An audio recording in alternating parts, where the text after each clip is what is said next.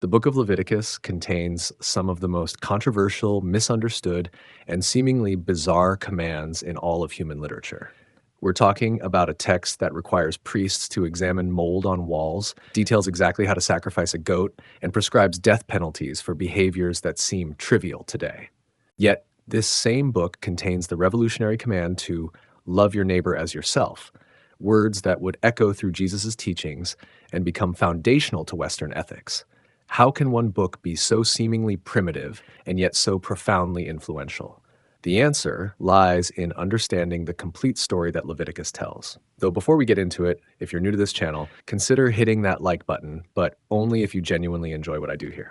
As always, I'd love to hear from you. Please introduce yourself, let us know where you're watching from and what time it is. It really makes us feel like the global community we really are. Thank you for joining me today. So without further ado, let's dive in, shall we?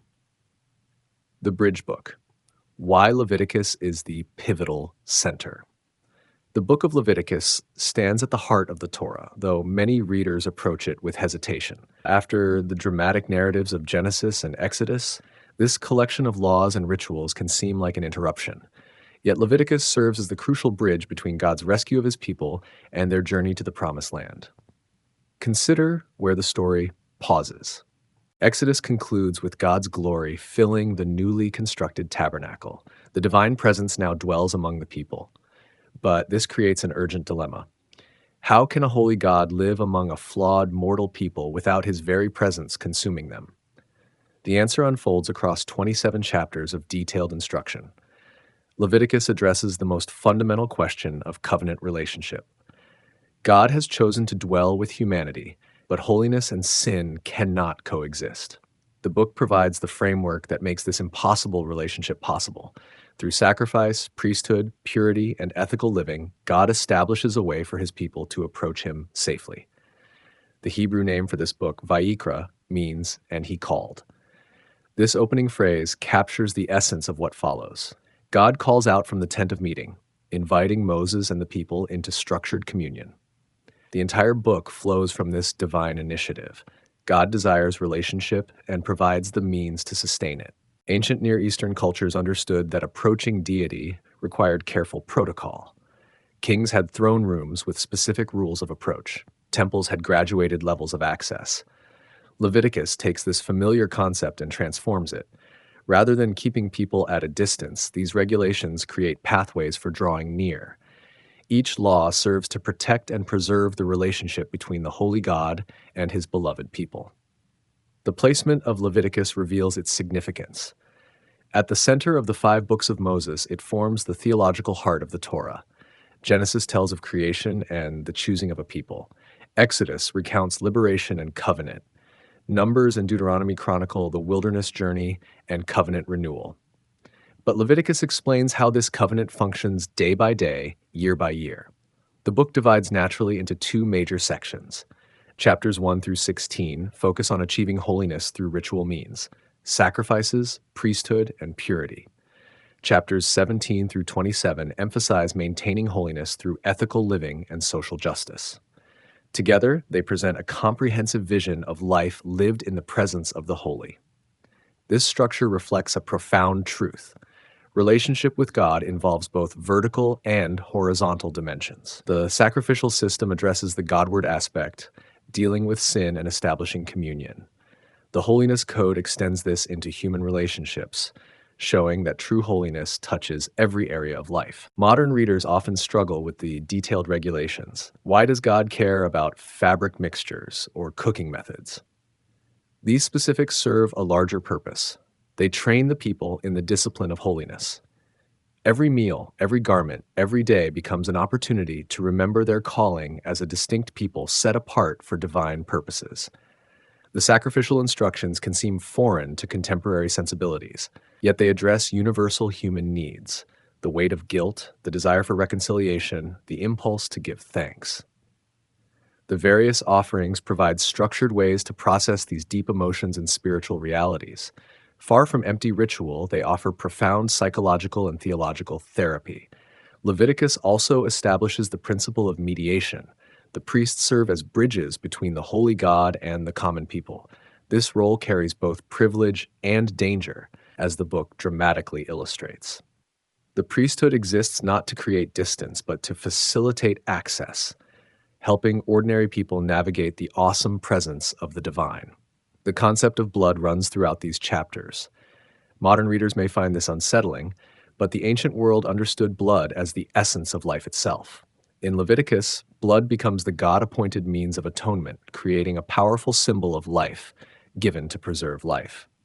This prepares the theological ground for later biblical developments. The purity laws establish categories of clean and unclean, holy and common.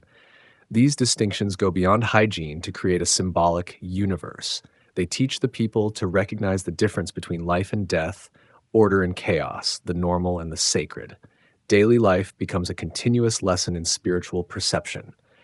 At the book's center stands the Day of Atonement, the holiest day in the calendar. This annual reset provides corporate cleansing for the entire nation. No individual sacrifices suffice for the accumulated weight of communal sin. Only a special ritual, performed by the high priest in the most sacred space, can restore the cosmic balance. The Holiness Code in the latter chapters grounds lofty theology in practical ethics. Love for God manifests in love for neighbor.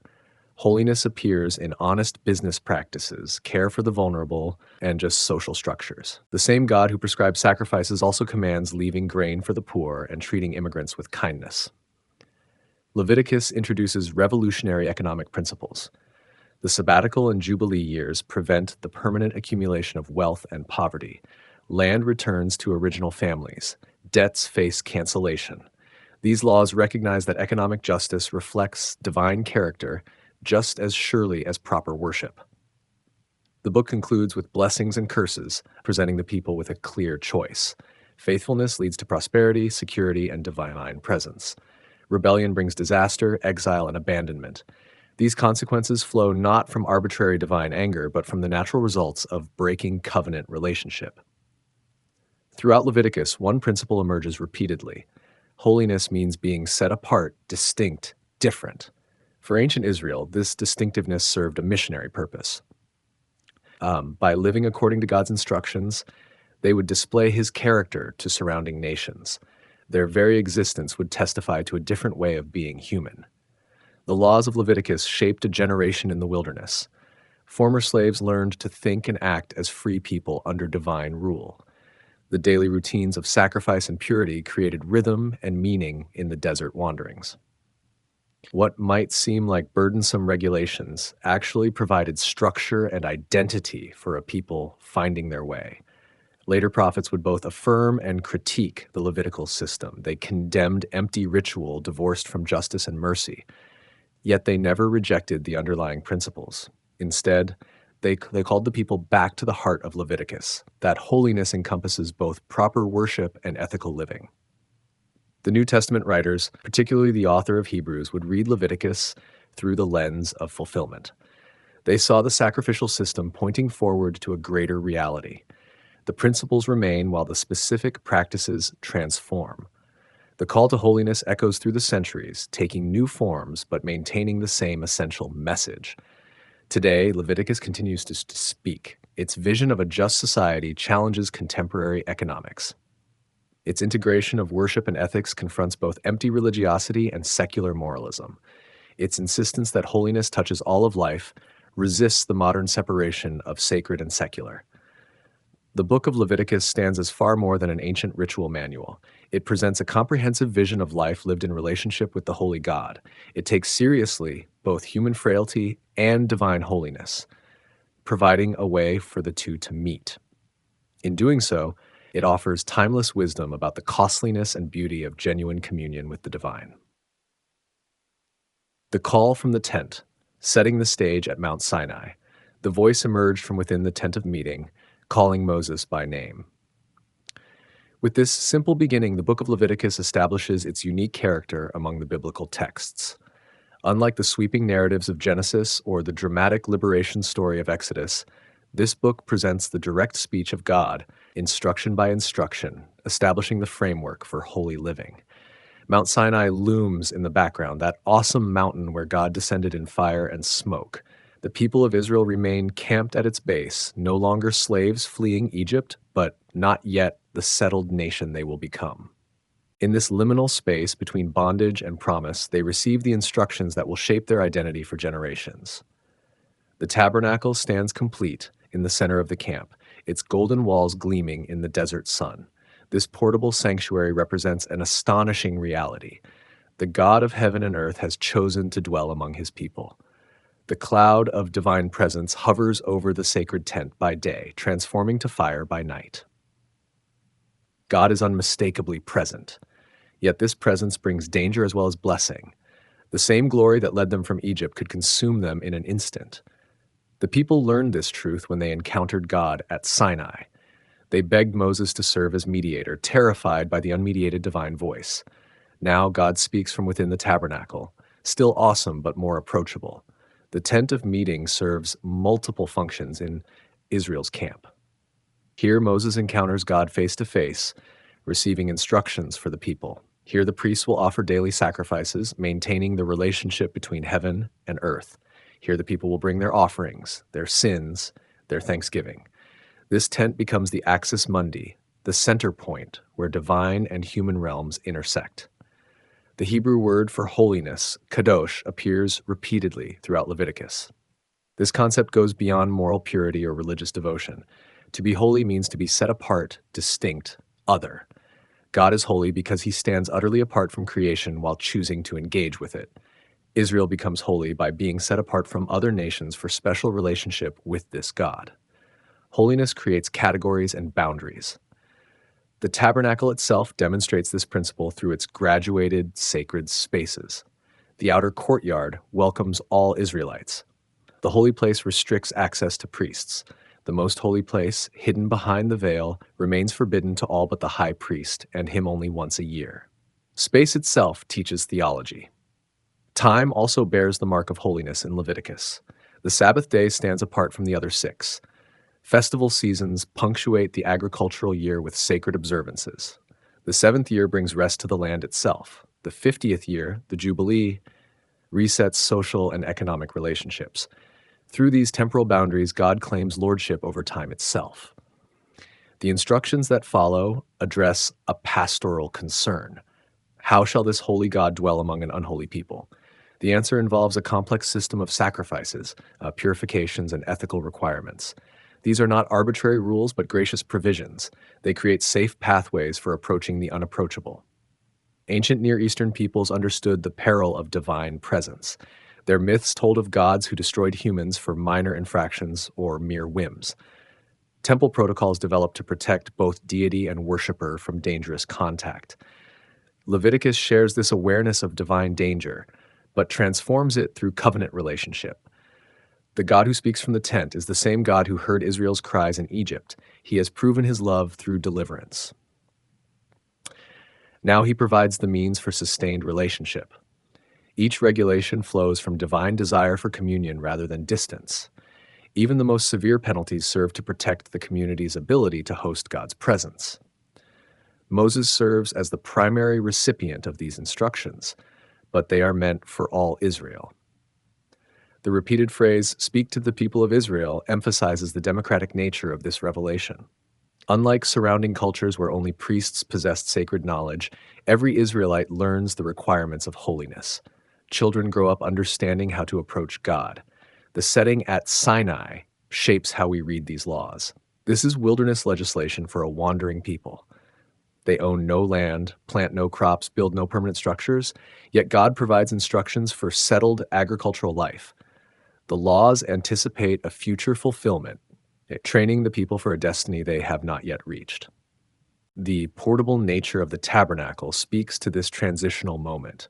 Unlike the massive temples of Egypt or Mesopotamia, this sanctuary moves with the people. God commits to journey with them through whatever landscapes lie ahead. The holy presence that seems so fixed and demanding actually proves remarkably flexible and mobile. The instructions emerge in divine speech rather than human discovery. Moses does not climb the mountain to wrestle wisdom from reluctant deities. God calls out, initiating contact, providing what humans could never devise on their own. This revelatory quality distinguishes biblical law from human legal codes that develop through trial and error. Yet the laws show remarkable sensitivity to human nature and social reality. They acknowledge the facts of sin, conflict, disease, and death. Rather than demanding impossible perfection, they provide means for dealing with inevitable failures. The God who speaks knows the creatures he addresses. The covenant context prevents these laws from becoming mere religious technique. God begins by reminding Israel of their redemption from slavery. The laws flow from relationship rather than creating it. Obedience expresses gratitude and maintains fellowship rather than earning divine favor. Grace precedes law in the biblical order. The specificity of the instructions can overwhelm modern readers. Why does God care about the precise procedure for sacrificing a goat or the exact recipe for incense? This detail serves several purposes. It prevents improvisation that might prove dangerous. It ensures equal access by making the requirements clear. It expresses the truth that all of life matters to God. The tent of meeting, where God's voice originates, becomes a model for later sanctuaries. When Solomon builds the temple, he follows the tabernacle's basic pattern on a grander scale. Even today, religious architecture often reflects these ancient divisions of sacred space. The voice from the tent continues to shape how we imagine divine-human encounter. The wilderness setting adds poignancy to these instructions. A people without homeland receives laws for permanent settlement. Wanderers learn agricultural regulations. Former slaves practice the protocols of freedom. The gap between present reality and future promise requires faith. The laws themselves become acts of hope. The communal nature of the instructions deserves emphasis. While individuals bring personal offerings, the system aims at corporate holiness. The sins of one person affect the entire camp. The faithfulness of the community enables God's continued presence. This interconnectedness challenges modern individualism. As Leviticus begins, the glory cloud rests on the tabernacle. God has taken up residence among his people. But this awesome privilege requires careful maintenance. The voice from the tent provides the operating instructions for hosting infinite holiness within finite human community. What follows may seem like tedious regulation, but it represents something far greater: the divine desire to dwell with humanity and the gracious provision of means to make this possible. The Sacrificial System, Part 1. The Logic of the Altar. The altar stood in the courtyard of the tabernacle, its bronze surface darkened by countless offerings. Day after day, the smoke of sacrifice rose toward heaven, creating a vertical bridge between earth and sky. To modern minds, this system of animal offerings might seem primitive or cruel. Yet, for ancient Israel, the altar represented God's gracious provision for dealing with the reality of sin and the human need for connection with the divine. Leviticus opens with detailed instructions for 5 primary types of sacrifice. Each serves a distinct purpose, addressing different aspects of the divine-human relationship. Together, they form a comprehensive system for processing guilt, expressing gratitude, making restitution, and maintaining fellowship with God. Far from arbitrary ritual, these offerings provide structured ways to handle the deepest human emotions and spiritual needs. The burnt offering, or olah, comes first in the sacred manual. The Hebrew word means that which goes up, referring to the smoke ascending to heaven. This sacrifice involves the complete consumption of an animal on the altar. Nothing returns to the worshiper. Everything transforms into smoke and ash. The burnt offering represents total dedication, complete surrender to God. A person might bring a burnt offering for various reasons, and sometimes it expressed general devotion, a desire to draw near to God. Other times, it addressed the vague sense of guilt that haunts human consciousness. When someone felt the weight of unspecified sin or simply wanted to honor God, they brought an animal to the altar for complete consecration. The regulations specify acceptable animals: cattle, sheep, goats, or birds for those who could not afford larger animals. This sliding scale ensures that poverty never prevents someone from approaching God. A wealthy person might offer a bull, while someone of modest means brings a dove. The heart attitude matters more than the size of the gift. The grain offering, or mincha, provides a bloodless alternative. The worshiper brings fine flour mixed with oil and frankincense. Part burns on the altar, while the remainder goes to the priests. This offering often accompanied burnt offerings but could stand alone. It represents the fruit of human labor, like the work of hands transformed into worship. The Hebrew word mincha typically means gift or tribute. When subjects brought mincha to a king, they acknowledged his sovereignty. The grain offering functions similarly in the divine-human relationship. It recognizes God as the source of all provision, returning to him a portion of his gifts. The inclusion of frankincense adds an element of costliness and fragrance. The peace offering, or shelamim, celebrates fellowship and wholeness. Unlike the burnt offering, most of the animal returns to the worshiper for a festive meal. Only certain portions, the fat and organs, burn on the altar. The breast and right thigh go to the priests. Everything else becomes food for a joyful feast shared with family and friends. This offering might mark special occasions, answered prayers, important vows, or simple thanksgiving. It transforms sacrifice into celebration. The worshiper literally shares a meal with God, with portions going to the altar, the priests, and the people. This communal dimension makes the peace offering unique among the sacrifices. The sin offering, or chatat, addresses specific violations of God's commands. When someone realizes they have broken divine law, whether intentionally or accidentally, this sacrifice provides cleansing. The blood of the animal plays a crucial role and applied to various parts of the sanctuary depending on the severity of the sin and the status of the sinner. The ritual varies based on who commits the sin. A priest's violation requires a bull and elaborate blood manipulation, recognizing that spiritual leaders' sins affect the entire community. A common person brings a goat or lamb. The poor may offer birds or even flour. Again, the system accommodates economic reality while maintaining the principle that sin requires attention. The guilt offering, or asham, deals with sins that cause measurable damage. When someone defrauds another, damages property, or violates sacred things, they must make restitution plus 20%.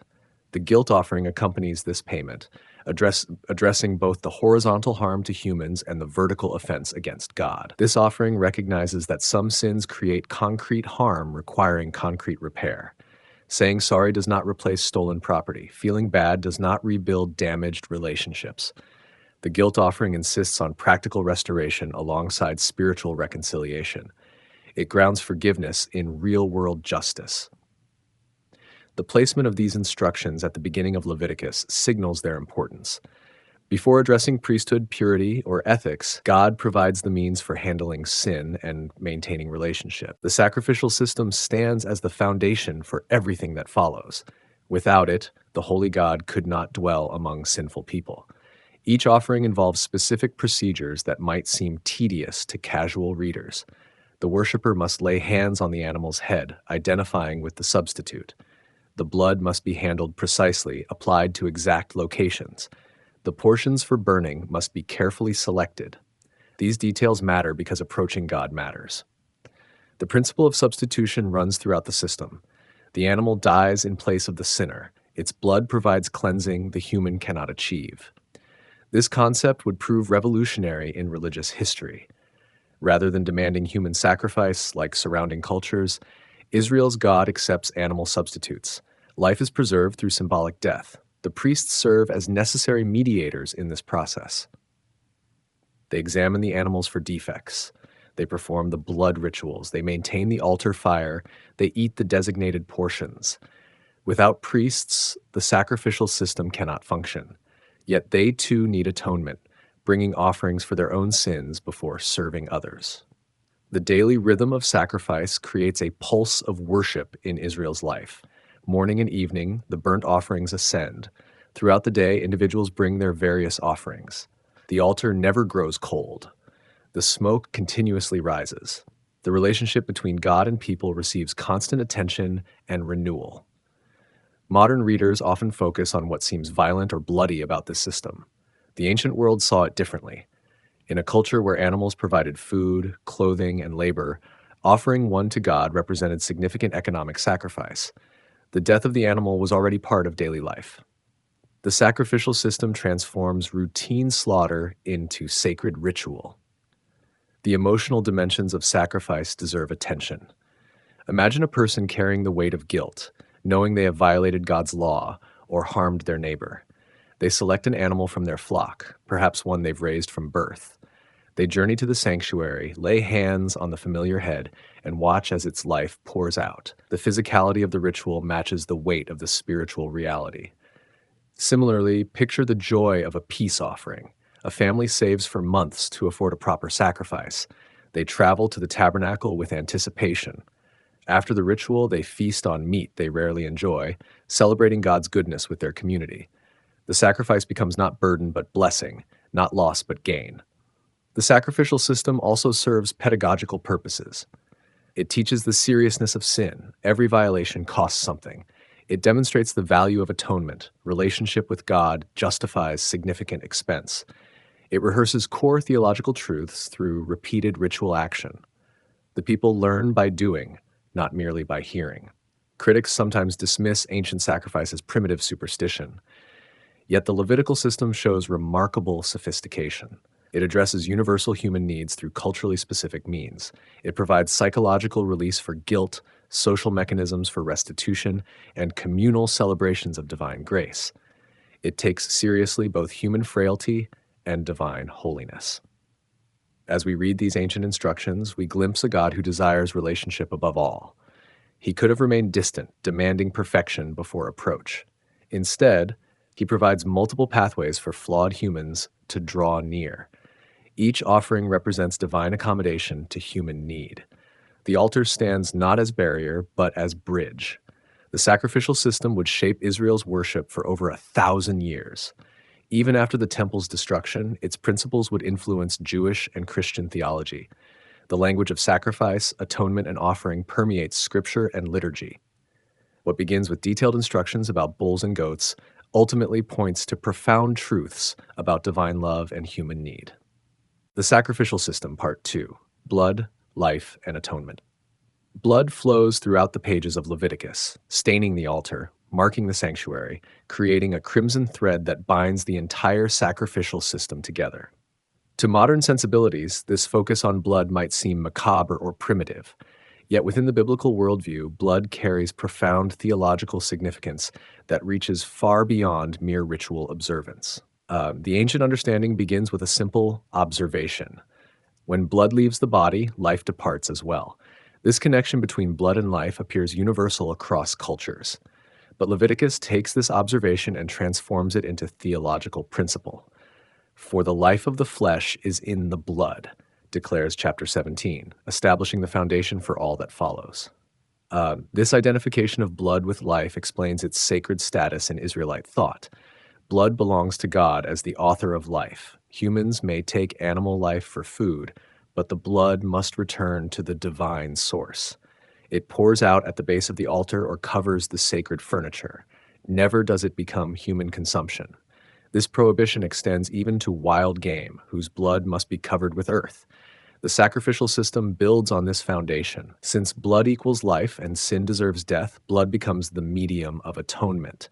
The Hebrew word kafar, often translated as atonement, literally means to cover or wipe clean. Blood covers sin, creating a protective barrier between human guilt and divine judgment. It wipes away the stain that would otherwise provoke destruction. When the priest collects blood in sacred vessels and applies it to specific locations, he performs more than empty ritual. Each movement carries meaning. Blood on the altar horns cleanses the place where heaven and earth meet. Blood sprinkled before the veil purifies the boundary between holy and most holy. Blood on the mercy seat atones for the very presence of God among sinful people. The systematic application follows a geography of holiness. Sins by common people require blood on the outer altar. Sins by priests demand blood within the holy place. Sins affecting the entire nation necessitate blood in the most holy place. The deeper the penetration of sin into sacred space, the deeper blood must go to cleanse it. This graduated system reveals how sin works like pollution, defiling whatever it touches. Individual sin contaminates the sinner. Priestly sin pollutes the sanctuary. National sin corrupts the very dwelling place of God. Without regular cleansing, the accumulation of defilement would force God to abandon his residence among the people. Blood serves as divine detergent, washing away the contamination that threatens covenant relationship. But this cleansing comes at a cost, the life of an innocent substitute. The animal has committed no sin, yet its life pours out to address human transgression. This substitutionary principle runs throughout Leviticus, preparing the theological ground for later biblical developments. The mechanics of sacrifice reinforce this theology. When worshippers lay hands on the animal's head, they transfer their identity to the substitute. When the animal dies, it dies as their representative. When its blood flows, it carries away their guilt. The physical ritual enacts a spiritual transaction, visible actions accomplishing invisible realities. Different sacrifices employ blood differently, each variation teaching distinct truths. The burnt offering's blood splashes against all sides of the altar, signifying complete consecration. The sin offering's blood touches specific points, targeting particular contamination. The guilt offering's blood follows the sin offering pattern, but accompanies concrete restitution. The peace offering presents a unique case. Here, blood enables celebration rather than expiation. It establishes the conditions for fellowship between God and humans. Only after blood secures the relationship can the festive meal commence. Even joyful communion requires the foundation of sacrificial atonement. The daily sacrifices establish a rhythm of blood application. Every morning and evening, blood marks the altar. Every festival multiplies the flow. The Day of Atonement climaxes with the high priest entering the most holy place with blood, applying it to the mercy seat where God's presence dwells most intensely. This annual ritual provides corporate cleansing for accumulated contamination. The priests who handle blood undergo special consecration. At their ordination, blood touches their right ear, thumb, and toe, marking their whole person for sacred service. They wear linen garments while manipulating blood, maintaining ritual purity. They wash after each sacrifice, recognizing the awesome responsibility of mediating between life and death. The blood prohibition extends beyond sacrifice to daily diet. Israelites must drain blood from all meat, pouring it on the ground like water. This constant practice reinforces the sanctity of life. Every meal becomes a reminder that life belongs to God. Even domestic slaughter follows sacred principles. The treatment of blood distinguishes Israel from surrounding nations. While neighbors might drink blood for power or use it for divination, Israel reserves it for atonement alone. This distinctive practice marks them as different, holy, set apart. Their unique relationship with blood reflects their unique relationship with the God of life. Modern readers often struggle with blood sacrifice, seeing it as primitive or cruel, yet the system actually limits violence while acknowledging its reality. In a world where animals die daily for food and clothing, sacrifice transforms necessary death into meaningful ritual. It takes what is common and makes it sacred. The psychological dimensions deserve consideration. Guilt creates internal pollution that abstract forgiveness cannot always cleanse. The physical act of sacrifice, selecting the animal, traveling to the sanctuary, watching its death, provides concrete resolution for abstract guilt. The costliness reinforces the seriousness, while the blood provides visible cleansing. The communal aspects also matter. When priests manipulate blood on behalf of others, they demonstrate that atonement is not merely individual. The community participates in maintaining the conditions for God's presence. Everyone benefits from the blood rituals that keep the sanctuary clean and the relationship intact. Blood also serves a protective function. On Passover night, blood on the doorposts shielded Israelite households from destruction. In the sanctuary, blood on the sacred furniture from the pollution of sin. Blood creates a barrier between holiness and contamination, preserving both the divine presence and human life. The careful regulations about blood teach reverence for life itself. Life is not cheap or disposable. It belongs to God and returns to God. Humans may be granted temporary stewardship over animal life, but ultimate ownership remains divine. The blood laws inscribe this theology into daily practice. As Israel enters the land, these blood regulations will distinguish them from Canaanite practices. While neighbors shed human blood in child sacrifice, Israel substitutes animals. While others consume blood for magical power, Israel reserves it for atonement. Their treatment of blood becomes a testimony to their distinct understanding of life, death, and divine relationship. The prophets will later critique sacrifice divorced from ethics, but they never reject the principle of blood atonement. They understand that external ritual must connect with internal reality. Blood on the altar means nothing without justice in the marketplace. Yet justice without atonement also fails. The two must work together. The New Testament will transform this theology while maintaining its essence. The letter to Hebrews declares that without bloodshedding, there is no forgiveness, but it points to a greater sacrifice that ends all sacrifices. The principle remains while the practice transforms. Blood still marks the boundary between death and life, judgment and mercy. An ancient Izzy. For ancient Israel, blood on the altar represented hope. Despite their failures, relationship with God remained possible. Despite their contamination, cleansing was available. Despite deserving death, life continued through substitution. The crimson flow spoke not of divine cruelty, but of divine mercy, providing a way through the seemingly impossible dilemma of holy God dwelling with unholy people. The priesthood ordained, the consecration of Aaron and sons, 7 days of ritual would transform ordinary men into bridges between heaven and earth. As Leviticus chapter 8 begins, Moses gathers the entire congregation to witness an unprecedented event. Aaron and his sons stand ready to undergo the elaborate consecration ceremony that will establish the priesthood for generations to come. The preparation begins with washing, a full-body cleansing that symbolizes the complete purification necessary for those who will handle holy things. Moses brings basin and water, washing Aaron and his sons from head to foot. This physical cleansing represents spiritual preparation. Those who will mediate between God and people must themselves be clean. Next comes the vesting, as Moses clothes Aaron in the magnificent garments prepared according to divine specification. The white linen tunic goes on first, symbol of purity. Then the sash, woven with blue and purple and scarlet. The robe of the ephod follows, blue as the heavens, with golden bells and pomegranates adorning its hem. Over this, the ephod itself, that mysterious garment holding the breastpiece with 12 stones representing Israel's tribes. The turban crowns Aaron's head, and on it, Moses fixes the golden plate inscribed with the words, "Holy to the Lord." This declaration summarizes the high priest's essential nature, set apart, consecrated, belonging entirely to God. When Aaron enters the sanctuary, he carries this identity literally written across his forehead. The anointing oil flows next, that sacred mixture whose recipe appears earlier in Exodus. Moses pours it over Aaron's head, the oil running down his beard, down to the collar of his robes. This anointing does more than symbolize. It accomplishes a transformation.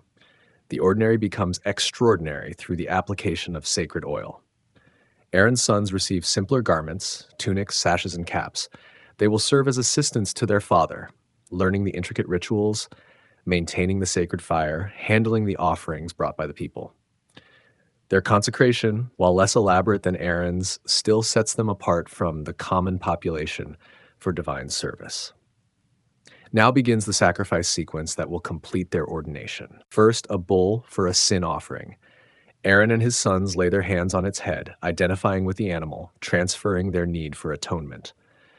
Moses performs the sacrifice, taking the blood and applying it to the altar's horns, purifying the place where these new priests will serve. The blood ritual deserves careful attention. Moses puts blood on Aaron's right earlobe, right thumb, and right big toe. Then he repeats the process for each son. This marks their entire person, what they hear, what they handle, where they walk, as belonging to sacred service. Blood consecrates them from head to foot for their priestly duties. A ram for burnt offering follows, completely consumed on the altar. This represents the priest's total dedication to God. They hold nothing back. Their lives ascend like smoke to heaven. Then comes a second ram, the ram of ordination, whose blood mingles with oil to create a consecrating mixture that Moses sprinkles on the priests and their garments. The ceremony includes a unique ritual. Moses places portions of the sacrifice, fat, kidneys, liver, right thigh, along with bread, cake, and wafer, into the hands of Aaron and his sons. They lift these offerings before the Lord, then return them to Moses for burning. Their hands literally hold the elements of their consecration, physically grasping their new role. For 7 days, this process continues. The priests remain within the tabernacle court, neither entering the holy place nor returning to common life. They exist in liminal space, no longer ordinary Israelites, but not yet functioning priests. Each day brings repeated sacrifices, repeated meals of consecrated food, repeated reminders of their transformation. The eighth day arrives with new significance. Now Aaron himself takes charge, offering sacrifices for his own sins and for the people. The student becomes the teacher. The consecrated becomes the consecrator. Moses steps back as Aaron steps forward into his destined role as high priest of Israel. But celebration turns to tragedy in chapter 10. Nadab and Abihu, Aaron's eldest sons, take their censers and offer strange fire before the Lord, fire he had not commanded. Divine fire flashes out from the sanctuary, consuming them instantly. Their bodies lie before the altar where moments before they had ministered. The text provides no detailed explanation for their specific violation. Perhaps they used common fire rather than altar fire. Perhaps they entered the sanctuary at an improper time. Perhaps they acted while intoxicated. Whatever the precise transgression, they failed to respect the boundaries of holiness. Moses speaks sternly to the stunned Aaron. This is what the Lord meant when he said, "Through those who are near me, I will show myself holy, and before all the people I will be glorified." Aaron remains silent, his grief subsumed under the weight of divine holiness. The priesthood begins with both glory and terror. The aftermath reinforces the lesson. Moses forbids Aaron and his remaining sons from mourning publicly. They cannot leave the sanctuary or tear their garments. The priests belong to God more than to family. Their cousins carry out the bodies while Aaron continues the day's prescribed offerings. Sacred duty supersedes personal grief. God speaks directly to Aaron for the first time, prohibiting priests from drinking wine or strong drink when entering the tent of meeting. They must maintain clear minds to distinguish between holy and common, clean and unclean. The priesthood requires constant vigilance. One moment's carelessness can prove fatal. The incident with Nadab and Abihu casts a shadow over the priesthood's inauguration. It demonstrates that proximity to the holy brings privilege, but also peril. Those who serve at the altar live constantly at the intersection of life and death. They handle the same fire that can either accept offerings or consume offerers. Yet the priesthood continues. Aaron and his surviving sons, Eleazar and Ithamar, carry on the daily service. They offer the morning and evening sacrifices. They teach the people the statutes God has given. They serve as living reminders that approaching the holy requires mediation, preparation, and careful adherence to divine instruction. The consecration ceremony established patterns that would endure for centuries. Each new generation of priests would undergo similar rituals. The washing, vesting, anointing, and blood application would mark them as set apart. The 7-day separation would transition them from common to sacred status. The priest's role extended beyond ritual performance. They served as teachers, interpreting God's law for daily life. They diagnosed skin diseases and declared people clean or unclean. They valued property for redemption and assessed vows. They maintained the sanctuary and its furnishings. They embodied the intersection of heaven and earth in practical service. The requirement that priests be without physical defects speaks to their representative function. They stand before God on behalf of the people and before the people on behalf of God. Their wholeness symbolizes the perfection required in divine presence. Yet they, too, knee in mint, offering for their own sins before serving others. The priesthood created a necessary buffer between infinite holiness and finite humanity. Without priests, the people could not approach. Without proper consecration, even priests faced mortal danger. The elaborate ordination rituals acknowledged this reality while providing safe passage across the divide. Later prophets would critique corrupt priests who perverted their office for gain. Kings would clash with priests over sacred authority. The destruction of the temple would end the sacrificial system. Yet the principle of priesthood, the need for mediation between holy God and sinful humanity, would persist in transformed ways. The book of Hebrews would declare all believers priests, able to approach God directly. Yet it would also point to the ultimate high priest who needs no consecration, offers no sin offering for himself, and lives forever to intercede. The Levitical priesthood, with all its glory and limitation, prepared the conceptual ground for this greater reality. For ancient Israel, the consecration of Aaron and his sons marked a crucial moment. God had provided not only the means of sacrifice, but also the mediators to perform it. The priesthood stood as a gracious gift, enabling continued relationship despite the vast gulf between divine holiness and human frailty. Through washing, vesting, anointing, and blood, ordinary men became extraordinary servants, maintaining the vital connection between heaven and earth. Pure and impure, the cosmic categories of clean and unclean. The divisions began with creation itself: light separated from darkness, waters above from waters below, land from sea. In the same way, Leviticus chapters 11 through 15 establish fundamental distinctions that would shape Israelite life: clean and unclean, pure and impure. These categories went far beyond primitive hygiene to create a symbolic universe where daily choices reinforced spiritual truths. The dietary laws come first, those famous restrictions that would mark Jewish identity through millennia. Yet the text provides no explanations for why some animals qualify as food while others do not. The cow is clean, the pig unclean. Fish with fins and scales may be eaten, but shellfish must be avoided. Birds of prey are forbidden while doves are acceptable. The categories simply exist, demanding acceptance rather than understanding. Modern readers often seek hygienic reasons for these distinctions. Perhaps pork spoiled quickly in the desert heat. Perhaps shellfish carried disease. While health benefits may have followed from the restrictions, the text itself never mentions them. The divisions serve a different purpose entirely. They create a disciplined people who think before they eat, who recognize that not everything available is appropriate. The basic principle appears to involve wholeness and proper domains. Land animals that chew cud and split hooves represent the norm for their sphere. Sea creatures with fins and scales embody proper fish characteristics. Creatures that blur categories: shellfish that live in water but crawl like land animals, pigs that split hooves but don't chew cud, fall outside acceptable boundaries. This systematic categorization trains Israel to recognize distinctions. Every meal becomes an exercise in discernment. Is this clean or unclean? Does it fit the proper pattern? The dietary laws create a people practiced in making distinctions, prepared to distinguish between holy and common in weightier matters. The laws extend beyond diet to touch. Certain animals render anyone who touches their carcasses temporarily unclean. This impurity spreads to objects and requires washing and time to resolve. The invisible contamination transfers through contact, teaching that spiritual realities can be communicated through physical interaction.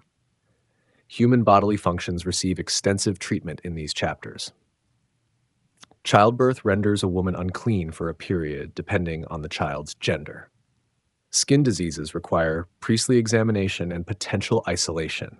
Bodily discharges, both regular and irregular, create temporary impurity. These laws acknowledge the messy realities of embodied existence while maintaining boundaries necessary for sacred space. The regulations about skin diseases, traditionally translated as leprosy, demonstrate particular complexity. The priests serve as diagnostic experts, examining spots and sores, watching for spreading or healing.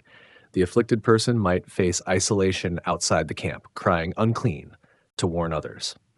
Yet the system also provides for restoration, with elaborate rituals marking the return to community. These purity laws should not be confused with sin. Becoming unclean through childbirth or menstruation involves no moral failure. The conditions are natural, often unavoidable, sometimes even blessed. A woman becomes unclean through the holy act of bringing life into the world. Categories of clean and unclean operate on a different axis than righteous and wicked. Instead, the purity system creates concentric circles of holiness. At the center stands the most holy place, requiring maximum purity for entry. The priests maintain higher standards than common Israelites. The camp itself must remain cleaner than the wilderness beyond. Each zone requires appropriate levels of ritual purity for access. The system also acknowledges that life involves constant movement between states. People become unclean through normal activities: birth, death, disease, sexual relations. They return to cleanness through washing, waiting, and sometimes sacrifice. This rhythm of contamination and purification becomes part of life's texture, like breathing in and breathing out. Death represents the ultimate impurity in this system.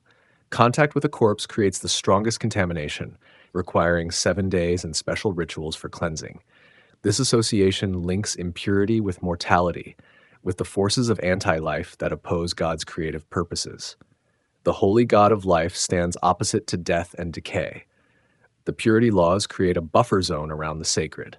Since God's presence dwells in the tabernacle at the camp's center, the people must maintain appropriate cleanness to protect that presence. Accumulated impurity would force God to withdraw, leaving Israel vulnerable and abandoned. The regulations serve community preservation more than individual restriction. These laws also democratize holiness. While priests maintain special standards, every Israelite participates in the system. Everyone must distinguish clean from unclean foods. Everyone experiences cycles of purity and impurity. Everyone bears responsibility for maintaining the camp's fitness for divine habitation. Holiness becomes a communal project. The bodily focus of these laws grounds spirituality in physical existence. Rather than despising the body or pretending it doesn't exist, Leviticus takes seriously the realities of incarnate life. Holiness doesn't mean escaping the body, but managing it according to divine instruction. The material world matters because God chooses to dwell within it. Women's blood particularly receives attention in these regulations. Menstruation and childbirth bleeding create impurity that temporarily excludes women from sacred spaces. Modern readers often find these laws troubling, seeing them as discriminatory. Yet within the biblical worldview, blood represents life, and its uncontrolled flow suggests the proximity of death. The laws recognize women's unique connection to the life-death boundary. The purity system also provides protection for vulnerable individuals. A woman after childbirth cannot be expected to fulfill religious obligations or marital duties. Her impurity grants her space for recovery. Similarly, those with skin disease receive community support even during isolation. The laws create social structures around biological realities. Mildew in houses and garments falls under these same regulations, suggesting that impurity involves more than personal hygiene.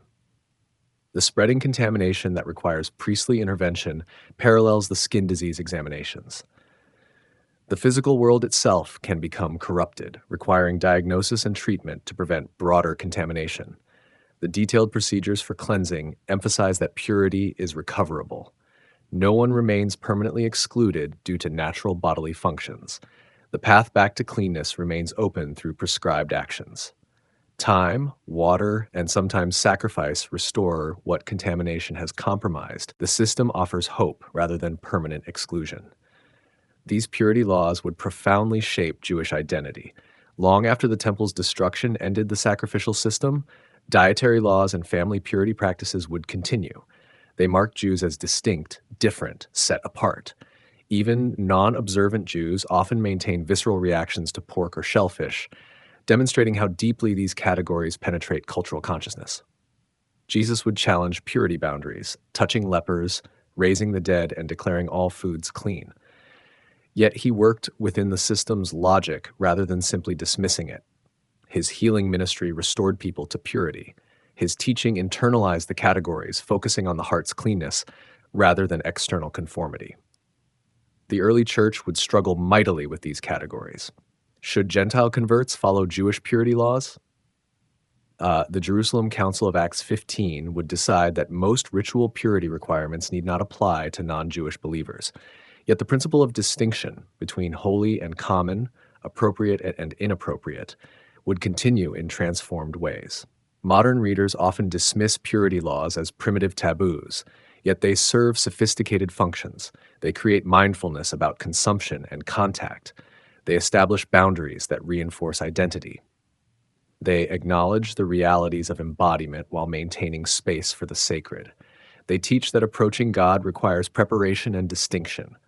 The categories of clean and unclean remind Israel that they live in a morally structured universe. Not all choices are equal.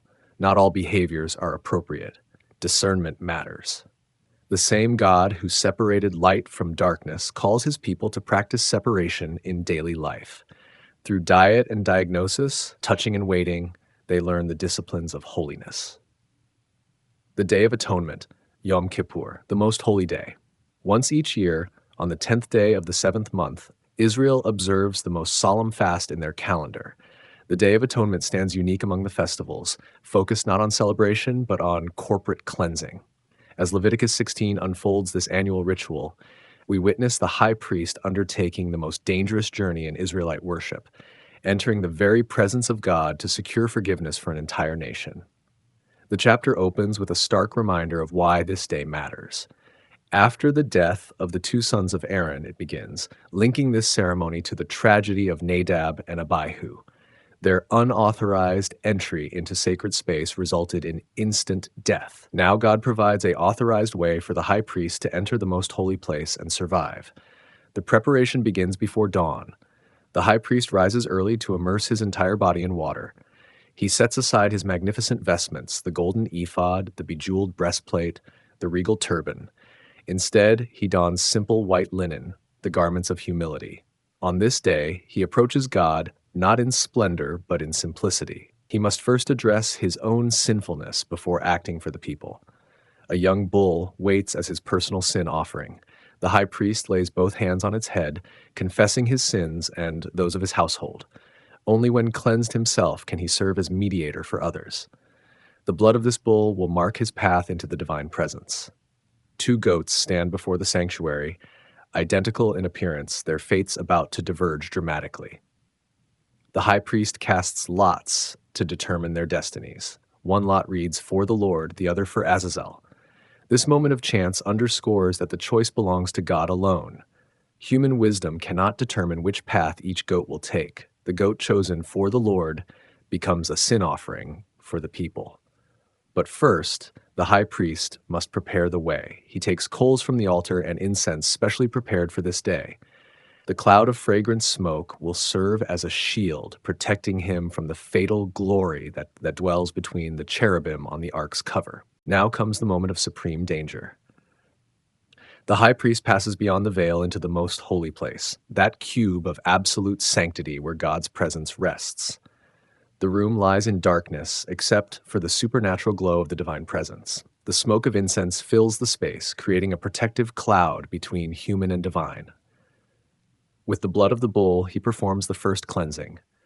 7 times he sprinkles toward the mercy seat, that golden cover where heaven meets earth. This blood addresses his own contamination and that of the priesthood. Even those who serve at the altar need atonement. Even the mediators require mediation. He exits to retrieve the goat chosen for the Lord, sacrifices it, and returns to the most holy place. Now he carries blood for the people's sins. Again, 7 sprinklings before the mercy seat. The accumulated guilt of the nation, their rebellions, failures, and transgressions receives covering through this blood application. But the cleansing extends beyond the innermost sanctuary. Sin has contaminated the entire sacred complex. The high priest moves to the holy place, applying blood to cleanse it. Then to the altar in the courtyard, mixing the blood of bull and goat, purifying the place where daily sacrifices occur. Every sacred surface receives the cleansing touch of atoning blood. Throughout these rituals, no other person remains in the sanctuary. The high priest works in absolute solitude, bearing the full weight of mediation between God and Israel. The other priests wait outside. The people stand at a distance. One man alone bridges the gap between holiness and sin.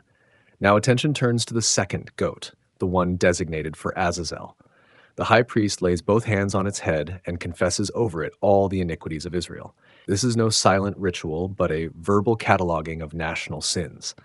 Rebellion, transgression, failure all transfer to this living bearer of guilt. A designated man leads this goat into the wilderness, far from human habitation. The sins of the people literally leave the camp, carried by this scapegoat into a land of no return. Some traditions speak of leading the goat to a cliff and pushing it off, ensuring it can never wander back with its burden of guilt. The high priest returns to the sanctuary for final purifications. He removes the linen garments, leaving them in the sacred place, never to be worn again. He bathes once more and dons his regular priestly attire. The extraordinary rituals complete, he offers the standard burnt offerings for himself and the people. The man who led away the scapegoat must wash his clothes and bathe before re-entering the camp. Even removing sin creates contamination. Similarly, those who burn the carcasses of the bull and goat outside the camp require purification. Every aspect of sin-bearing, even its disposal, demands careful handling. The text emphasizes that this ceremony occurs annually, seventh month. No flexibility exists in the timing. Whether the nation feels particularly sinful or relatively righteous, the Day of Atonement arrives on schedule. Sin accumulates inevitably, requiring regular cleansing regardless of human perception. This day demands universal participation. Every person must afflict themselves, traditionally understood as fasting. No work occurs, not even lighting fires or preparing food. The entire nation pauses to focus on their relationship with God. Rich and poor, priest and farmer all share equally in the day's solemnity. The theology embedded in these rituals proves profound. Sin is not merely personal, but corporate. Individual transgressions accumulate to contaminate the entire community and even the sanctuary itself. Without regular cleansing, the holy God would be forced to abandon his dwelling among the people. The two goats present complementary aspects of atonement. The sacrificed goat provides blood for cleansing, addressing the pollution sin causes. The scapegoat carries away the sins themselves, removing them from the community. Together they accomplish what neither could alone, both cleansing from sin's effects and removal of sin itself. The annual nature of the ceremony acknowledges human nature. Despite best intentions, Israel will sin again. The cleansing of Yom Kippur is real, but not permanent. Next year will require another Day of Atonement. The cycle continues as long as sinful people seek relationship with a holy God. The risk undertaken by the high priest cannot be overstated. Tradition speaks of tying a rope around his ankle before he enters the most holy place, allowing his body to be retrieved if he dies within. Whether historically accurate or not, this tradition captures the genuine danger of approaching unmediated divine presence. Yet the day ends not in death, but in renewal. The sanctuary is cleansed. The people are forgiven. The relationship between God and Israel continues for another year. What seemed impossible, a holy God dwelling among sinful people, becomes reality through the gracious provision of atonement. The prophets would later emphasize that ritual without repentance means nothing. Isaiah condemns those who observe Yom Kippur while oppressing workers. True fasting involves loosing bonds of wickedness and letting the oppressed go free. The external ritual must connect with internal transformation. The book of Hebrews would read Yom Kippur as pointing beyond itself. The repeated annual ceremony demonstrates its incompleteness. The high priest's need for personal cleansing reveals his inadequacy. The entire system prepares for something greater, a priest who needs no cleansing, a sacrifice that needs no repetition, access to God that requires no special day. Yet for ancient Israel, the Day of Atonement provided profound assurance. Despite their failures, forgiveness remained possible. Despite their contamination, cleansing was available. Once each year, the slate was wiped clean. The scapegoat disappeared over the horizon, carrying away the burden that would otherwise crush them. They could begin again, renewed in relationship with their God. The Holiness Code, Part 1. You shall be holy, for I am holy. The command echoes through the centuries with startling simplicity. You shall be holy, for I, the Lord your God, am holy. With these words, Leviticus chapter 17 begins what scholars call the Holiness Code, a collection of laws that transforms ritual purity into ethical living. The shift is profound. Holiness no longer concerns only priests and sacrifices, but encompasses every aspect of daily existence. This divine imperative grounds human behavior in God's own character. The call to holiness is not arbitrary regulation, but invitation to reflect the divine nature. As God is set apart from all creation while remaining engaged with it, so Israel must be distinct among nations while living within the world. Holiness becomes less about separation from and more about dedication to divine purposes. The section opens with regulations about blood and proper slaughter. Any Israelite who kills an animal for food must bring it to the sanctuary entrance. This seems impractical. Must every family meal involve a journey to the tabernacle? The law likely applies to special occasions rather than daily sustenance, but its principle remains clear. Even common activities like butchering connect to sacred realities. The prohibition against eating blood receives renewed emphasis with theological explanation. The life of the flesh is in the blood, God declares, and I have given it to you on the altar to make atonement for your lives. Blood belongs to God as the essence of life itself. To consume it would be to grasp at divine prerogatives, to claim ownership over what God was for himself. Sexual boundaries occupy significant space in the Holiness Code. The regulations begin with a stark reminder: you shall not do as they do in the land of Egypt where you lived, and you shall not do as they do in the land of Canaan where I am bringing you. Israel's sexual ethics must differ from surrounding cultures. The practices common among neighbors become forbidden among God's people. The prohibitions create concentric circles of sexual boundaries. Close family members are off limits, with detailed lists preventing any ambiguity. The regulations protect family structure and prevent the power dynamics that often accompany incestuous relationships. In a world where powerful men might claim any woman in their household, these laws establish protective boundaries. The text addresses not only who, but also when and how sexual relations occur. A woman during her menstrual period remains sexually unavailable. This connects to the purity laws, but also ensures regular periods of abstinence within marriage, preventing sex from becoming mere appetite satisfaction. The rhythm of approach and withdrawal mirrors other sacred patterns in Israelite life. Adultery receives strong condemnation as betrayal of covenant faithfulness. Marriage in Israel reflects the exclusive relationship between God and people. To violate marriage vows tears the social fabric that holds community together. The prohibition protects not just individual couples, but the entire network of relationships that create stable society. The ban on child sacrifice seems obvious to modern readers, but in the ancient Near East, offering children to Molech was practiced by Israel's neighbors. The Holiness Code absolutely forbids this ultimate violation of human dignity. Children are gifts from God, not property to be disposed of for supposed divine favor. Life remains sacred, especially innocent life. The regulations extend to agriculture and animal husbandry. Fields should not be sown with two kinds of seed. Garments should not mix wool and linen. Animals of different species should not be bred together. These seem like arbitrary restrictions, but they reinforce the principle of distinction. Creation has order, categories, proper boundaries. Holiness respects these divine demarcations. The fruit tree law reveals patient wisdom. For 3 years after planting, the fruit must not be eaten. The 4th year's harvest belongs entirely to God. Only in the 5th year do the planters enjoy the produce. This regulation teaches delayed gratification and acknowledges God's prior claim on creation's bounty. It also practically ensures the tree's strong establishment before heavy harvesting. Divination, sorcery, and consulting the dead face prohibition. Israel must trust God's revelation rather than manipulating spiritual forces for knowledge. The future belongs to God. Humans must live faithfully in the present rather than grasping for forbidden insight. These practices, common among neighbors, have no place among those who know the living God personally. The treatment of the body receives attention. Cutting oneself for the dead or tattooing the skin violates bodily integrity.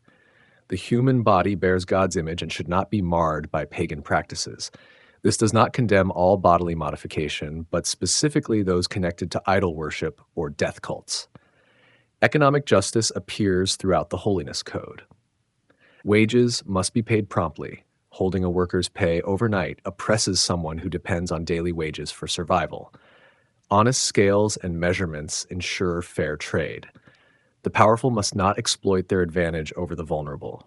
Holiness manifests in marketplace integrity. The stranger, widow, and orphan receive special protection. These groups lack the family networks that provide security in ancient society. God repeatedly identifies himself as their defender, warning against any who would exploit their vulnerability. The memory of slavery in Egypt should produce compassion for society's marginalized members.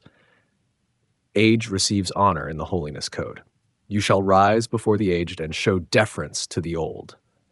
This simple command recognizes the wisdom of experience and the dignity of those whose productive years have passed. A holy society values people for their inherent worth, not merely their economic contribution. The judicial system must reflect divine justice. Judges cannot show partiality to rich or poor. Truth matters more than social status. False witness tears at society's foundation. A holy people require honest courts where justice prevails regardless of personal connections or bribes. Agricultural laws protect the poor while teaching generosity. Farmers must not harvest to the edges of their fields or gather fallen grapes. These gleanings belong to the poor and stranger. Private property exists, but not absolute ownership. The land ultimately belongs to God, and its produce must benefit all members of society. The Holiness Code repeatedly grounds its commands in divine identity and action. I am the Lord punctuates the regulations, reminding Israel that these are not human conventions, but divine requirements. I brought you out of Egypt connects obedience to gratitude. The God who liberated slaves calls for behavior that maintains freedom. Penalties for violations appear harsh by modern standards. Some sexual violations warrant death. Child sacrifice demands execution. These severe consequences reflect the fragile nature of Israel's covenant community.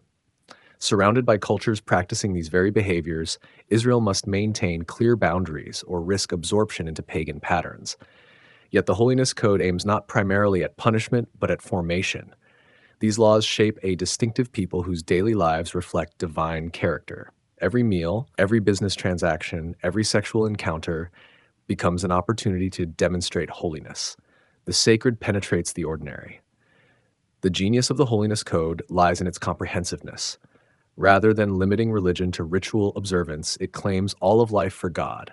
Work and worship, sex and sacrifice, agriculture and ethics all fall under the banner of holiness.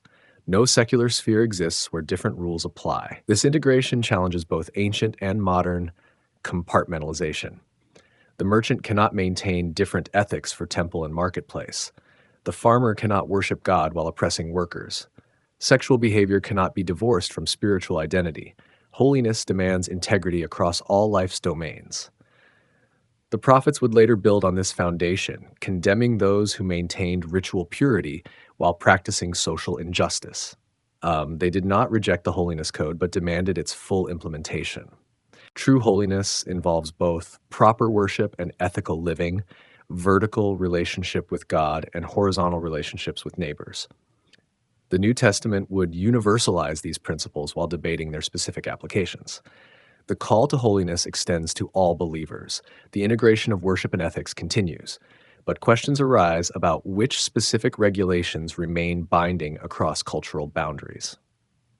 The principle endures while applications adapt. For ancient Israel, the Holiness Code provided a roadmap for distinctive living. In a world where gods were local and ethics were relative, Israel proclaimed a universal God whose character should shape human behavior. Holiness meant living according to divine rather than cultural standards, creating a countercultural community whose very existence testified to their God's reality. The Holiness Part 2, Love Your Neighbor as Yourself. Chapter 19 of Leviticus stands as perhaps the most revolutionary text in ancient literature. Here, buried within detailed legislation, appears a command that would echo through millennia. You shall love your neighbor as yourself. This simple statement transforms law from external regulation into internal disposition, from behavioral conformity into heart transformation. The chapter opens by addressing the entire congregation of Israel. This is not specialized instruction for priests or leaders, but universal teaching for every member of the covenant community. Men and women, rich and poor, young and old, all receive the same call to holiness. The democratic nature of this address underscores that holiness belongs to the whole people, not a spiritual elite. The first commands ground daily life in divine reality. Revere your mother and father, and keep my Sabbaths. Family relationships and sacred time provide the foundation for holy living. Respect for parents acknowledges the human chain of transmission through which life and wisdom pass. Sabbath observance recognizes God's sovereignty over time itself. Instructions about sacrifice emphasize integrity in worship. Peace offerings must be eaten within 2 days. Any remainder requires burning. This prevents the sacred from becoming common through decay. Even voluntary offerings demand proper execution. Approaching God carelessly shows contempt for holiness. Right intention cannot excuse sloppy practice. The gleaning laws reappear with expanded clarity. When you reap the harvest of your land, you shall not reap to the edges of your field or gather the gleanings of your harvest. You shall not strip your vineyard bare or gather the fallen grapes. The repetition emphasizes importance. Private property exists within communal responsibility. The land's bounty must benefit all. The motivation becomes explicit. You shall leave them for the poor and the alien. I am the Lord your God. Economic justice flows from divine identity. The God who provides for all demands that his people share that provision. Leaving gleanings is not charity but obligation, not generosity but justice. Basic ethics receive divine sanction. You shall not steal. You shall not deal falsely. You shall not lie to one another. These commands seem obvious, appearing in every moral code. Yet here they connect to covenant relationship. Stealing from a neighbor violates relationship with God. Lies between Israelites tear the fabric of holy community. The misuse of God's name extends beyond cursing to false oaths. Swearing falsely by God's name profanes that name, dragging the holy into human deception. Business contracts sealed with divine invocation must be kept. God's reputation among the nations depends partly on his people's trustworthiness. Economic oppression receives pointed condemnation. You shall not defraud your neighbor or rob him. The wages of a hired worker shall not remain with you until morning. The powerful often delayed payment to maintain leverage over workers. This practice, while perhaps legal, violates love. Those who depend on daily wages for survival must receive prompt payment. The vulnerable receive special protection through vivid commands. You shall not curse the deaf or put a stumbling block before the blind. These prohibitions address more than literal disabilities. The principle extends to any exploitation of another's weakness. Taking advantage of what someone cannot see or hear violates their dignity as divine image bearers. Justice must remain impartial. You shall not render an unfair decision. Do not favor the poor or show deference to the rich. Both temptations exist, favoring the poor from misguided compassion or the rich from hope of reward. True justice sees only truth, not social status. The scales of judgment must remain balanced. The prohibition against gossip seems minor compared to murder or theft, yet it appears here among fundamental ethics. You shall not go about as a gossiper among your people. Words destroy relationships, reputations, and community trust. A holy people must guard their tongues as carefully as their actions. Then comes a profound connection. You shall not profit by the blood of your neighbor. This could mean not standing idly by while another faces danger. Or it could prohibit profiting from another's misfortune. Either interpretation demands active concern for neighbors' well-being. Holiness requires engagement, not indifference. Internal attitudes receive attention alongside external actions. You shall not hate your brother in your heart. Hidden hatred poisons relationships even without visible expression. The command continues with positive instruction. You shall surely rebuke your neighbor. Loving confrontation prevents hatred from festering. Clear communication maintains community health. The climax arrives with stunning simplicity. You shall not take vengeance or bear a grudge against the sons of your own people, but you shall love your neighbor as yourself. Revenge and resentment have no place in holy community. Instead, love, active, positive, self-giving love, must characterize relationships. This love is not mere emotion, but practical action. The preceding commands illustrate love's manifestation. Leaving grain for the poor, paying wages promptly, speaking truth, protecting the vulnerable. Love translates into concrete behaviors that enhance neighbors' flourishing.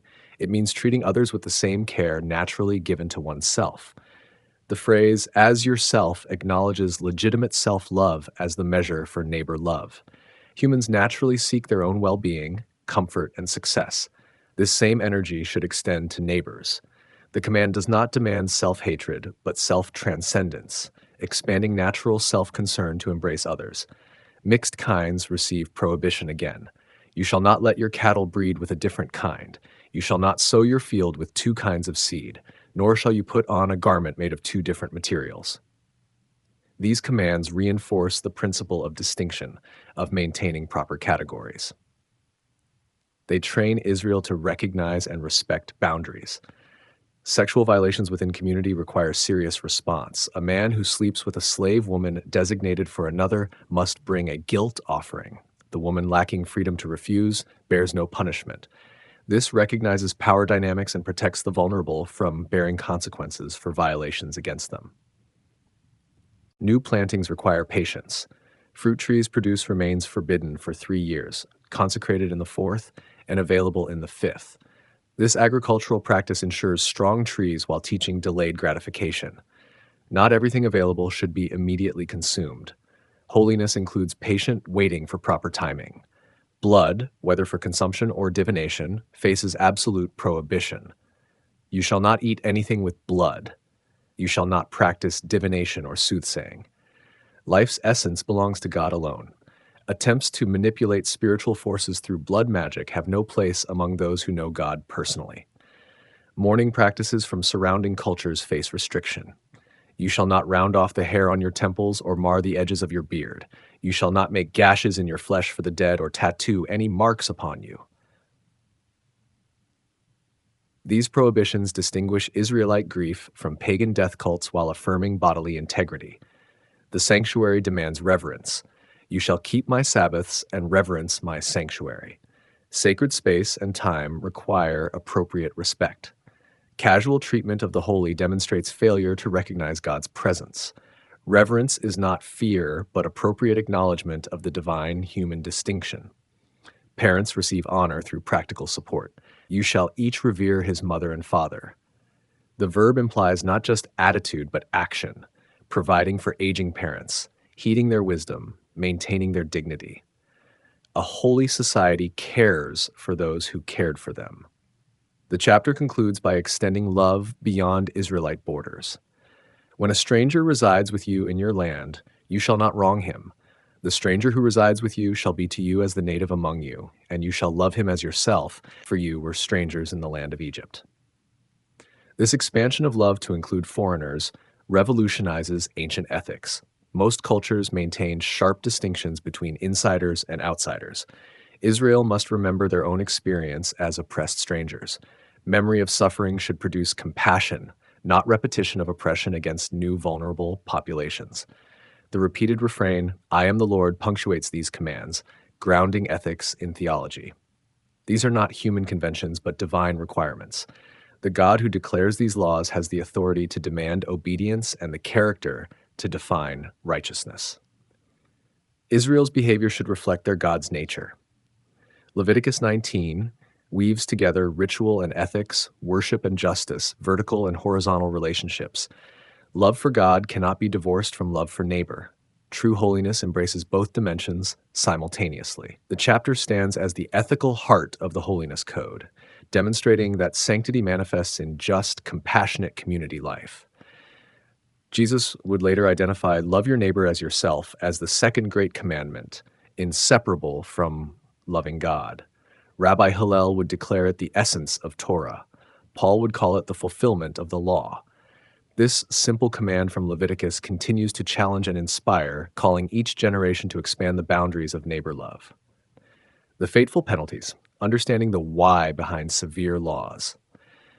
Leviticus contains passages that disturb modern readers, commands to put people to death for certain violations, severe penalties that seem disproportionate, laws that strike us as harsh, even cruel.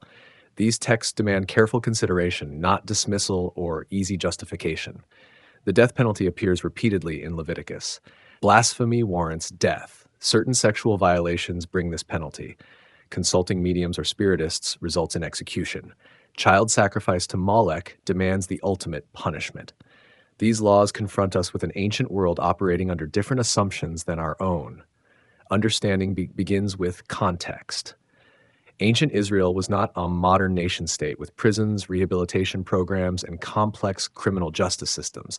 They were a newly formed people, recently escaped from slavery, attempting to build a society in a hostile environment surrounded by nations practicing the very things Leviticus prohibits. The penalties also served as boundary markers. They established limits beyond which the community could not go without losing its essential character. Some violations were seen as so destructive to covenant identity that they required decisive response. The penalties protected the community's existence as God's holy people.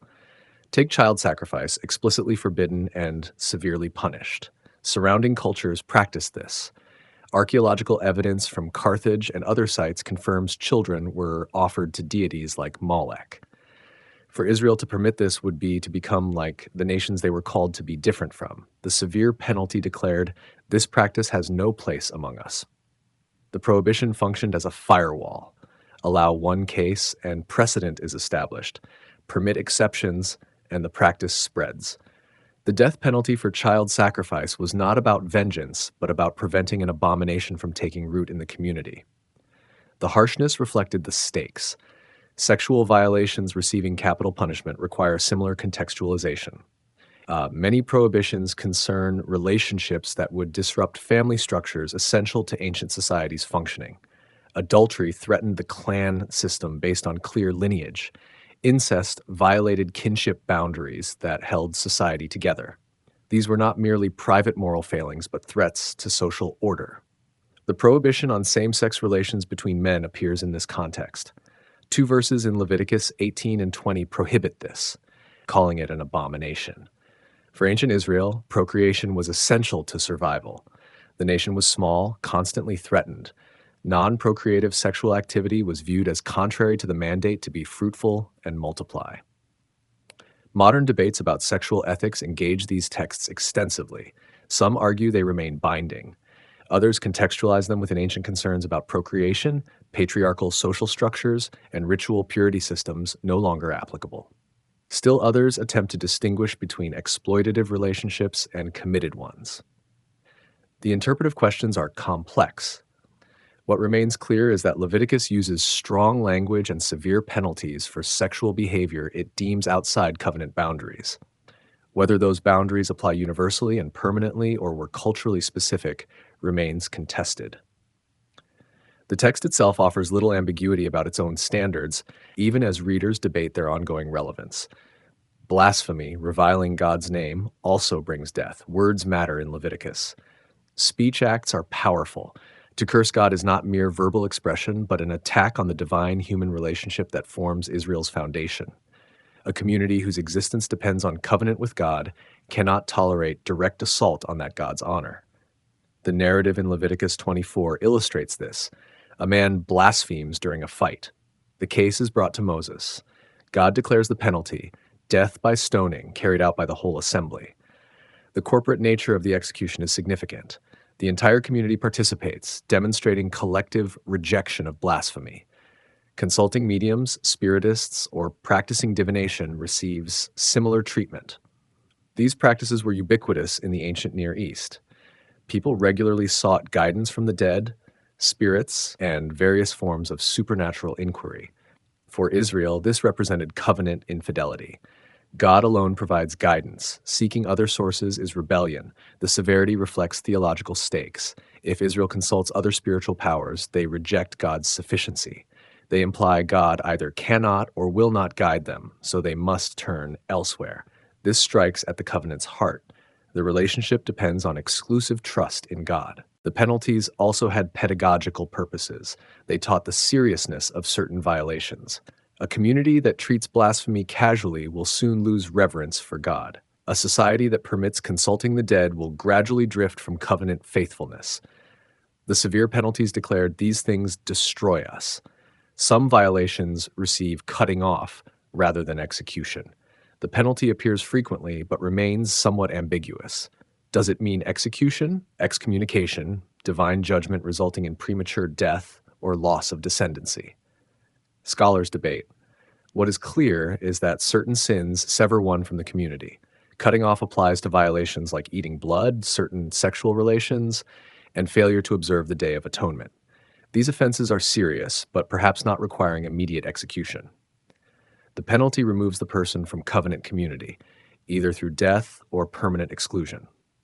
The graduations of penalty matter. Not everything warrants death.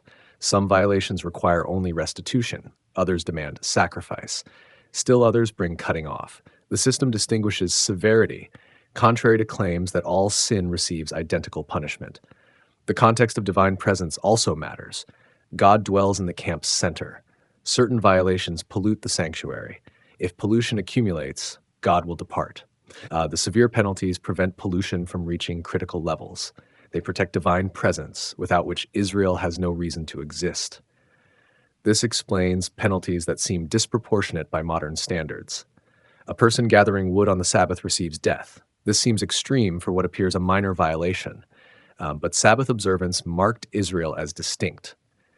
To violate it publicly was to reject covenant identity. The penalty protected what made Israel Israel. The corporate nature of Israelite society also informs the penalties. Individual violations affected the entire community. One person's sin brought guilt on all.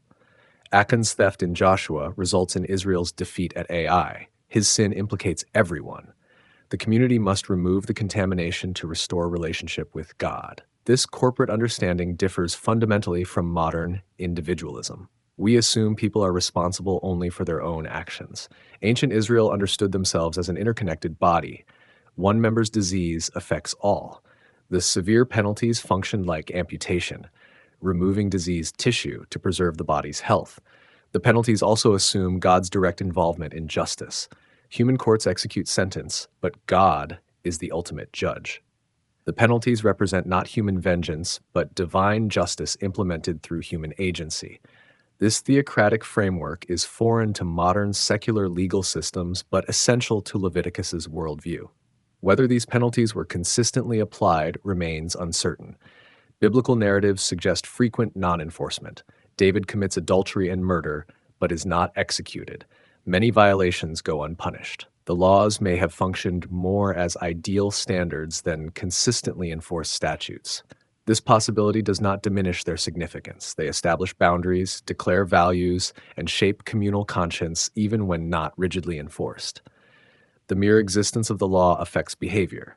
People know the standard even when enforcement is inconsistent. The prophets later critique Israel's legal failures. They condemn corruption, allowing the powerful to escape justice while the vulnerable suffer. The laws were meant to apply equally, but human implementation often perverted them.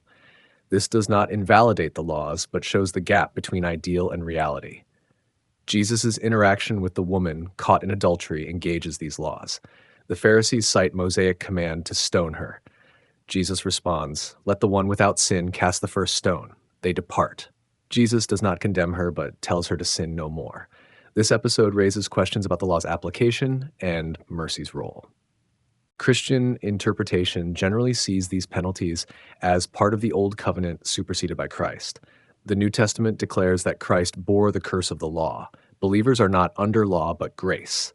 The death penalty provisions no longer bind Christians who live under a new covenant with different standards.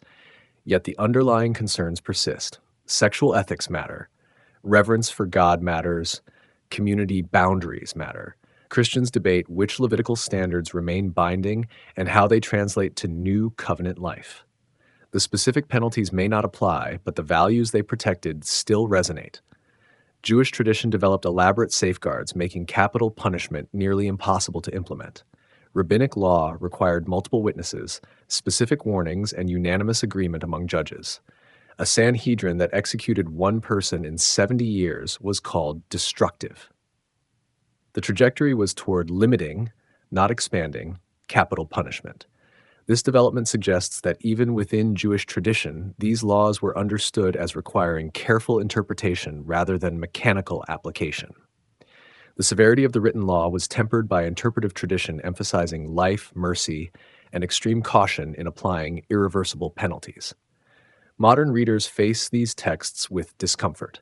Our values emphasize human rights, rehabilitation, and proportional punishment. Death for blasphemy or Sabbath violation seems barbaric. We struggle to reconcile these laws with claims that the Bible is a moral guide. Several approaches exist. Some maintain the laws reflected God's perfect will for ancient Israel in their specific context, but were not meant as universal, timeless standards. Others see them as accommodations to ancient Near Eastern culture, divine concessions to human hardness of heart. Still others argue they remain binding in principle, if not specific application. What seems clear is that Leviticus takes certain violations with utmost seriousness.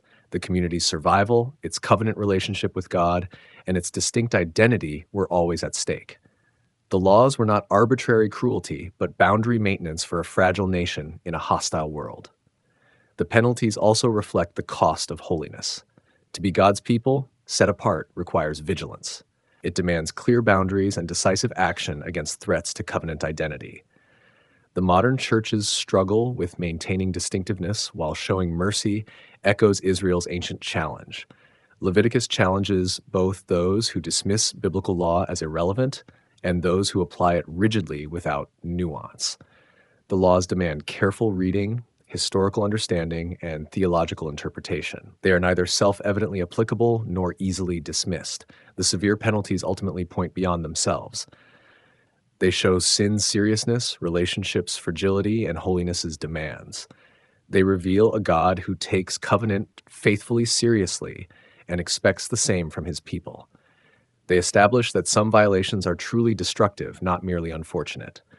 Whether the specific penalties remain binding or were context-specific, the values they protected persist. Reverence for God, sexual integrity, community boundaries, justice, holiness. These concerns transcend ancient Israel.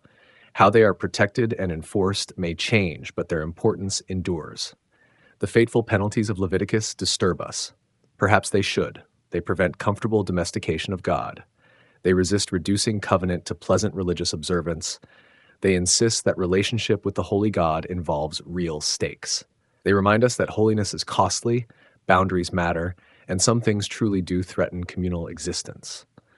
These laws, severe and troubling as they are part of Scripture's witness. They challenge us to grapple with difficult texts rather than ignore them. They force questions about justice, mercy, community, and the nature of holiness. They refuse easy answers, and perhaps in that refusal, they still serve their ancient purpose, making us think deeply about what it means to be God's people. I'll verify the structure first, then provide parts 11 and 20. Structure verification. The outline is biblically consistent and follows Leviticus's actual structure. However, I note, parts 11 to 14 cover Leviticus chapters 23 to 27, canonical text. Parts 15 to 20 move to historical application and reception history, interpretive analytical. No anachronisms detected in the framework. Geographical references will use ancient Near East, Sinai, Canaan, etc. The progression from text to application is sound. Now, the narration, priests, festivals, and time, sanctifying the calendar. The tabernacle stands complete at Sinai's base. The sacrificial system operates. Priests mediate between heaven and earth, yet something remains unaddressed: time itself. Leviticus chapter 23 introduces a radical concept. Time, like space, can be made holy. Not every moment carries equal weight. Certain days bear sacred significance, set apart by divine decree from the ordinary flow of existence. The chapter opens with a declaration. These are the appointed times, the festivals of the Lord. The Hebrew word is moed, meaning appointed meeting. These days function as scheduled encounters between God and his people, woven into the calendar like threads of gold through common cloth. The first appointment is the Sabbath. Every seventh day, all work ceases. The rhythm repeats weekly, an unending pulse of rest and remembrance. The Sabbath stands apart from seasonal festivals. It belongs to creation, echoing back to Genesis when God rested on the seventh day. Each Sabbath recreates that primordial pause, that breath between making and being. Spring brings Passover, celebrated on the 14th day of the first month. The festival recalls the night of liberation, when judgment passed over marked doorways in Egypt. Families gather, a lamb is prepared, unleavened bread is eaten in haste, as ancestors once ate before their exodus. Memory becomes present reality through ritual reenactment. Immediately after Passover comes the Feast of Unleavened Bread, lasting 7 days. No yeast touches any food. The absence of leaven symbolizes the hurried departure from bondage, but also something deeper, the removal of corruption, the putting away of old contamination. 7 days of eating bread without rising agent, bread of affliction, transformed into bread of freedom. During this week, another ceremony unfolds. The priest waves a sheaf of the first grain before the Lord. This offering, called the first fruits, acknowledges that the harvest belongs to God before the people taste a single kernel. The land's produce flows from divine blessing. The first portion returns to its source. 50 days after this wave offering, another festival arrives, the Feast of Weeks, later called Pentecost. 7 weeks pass, 7 times 7 days, plus 1. The 50th day marks the wheat harvest completion. 2 loaves baked with yeast are waved before the Lord. Unlike the unleavened bread of spring, these loaves contain leaven, representing the regular bread of settled agricultural life. The prohibition against yeast lifts. Normal life, sanctified, returns. These spring and early summer festivals tie Israel's calendar to the agricultural cycle. Barley harvest begins at Passover. Wheat harvest concludes at Weeks. The festivals transform farming into worship, making labor itself an act of covenant faithfulness. Autumn brings a cluster of sacred days. The seventh month, always significant as the seventh day is sacred, contains three major observances. The first day of the seventh month is marked by trumpet blasts. The Feast of Trumpets announces something. Ram's horns sound across the camp. The noise itself is the observance, calling attention, demanding awareness. What follows these blasts is weighty. 10 days later comes the Day of Atonement, Yom Kippur, the most solemn day in Israel's year. The high priest enters the most holy place. Blood atones for the sanctuary, the priesthood, the people. The scapegoat carries sin into wilderness exile. The nation's slate is wiped clean. This day stands alone in gravity and importance. 5 days after Atonement, the mood shifts dramatically. The Feast of Tabernacles begins, lasting 7 days with an 8th day of sacred assembly. Also called booths or shelters, this festival requires something unusual. Israelites must leave their homes and dwell in temporary structures made of branches and leaves. For 1 week, permanence yields to fragility.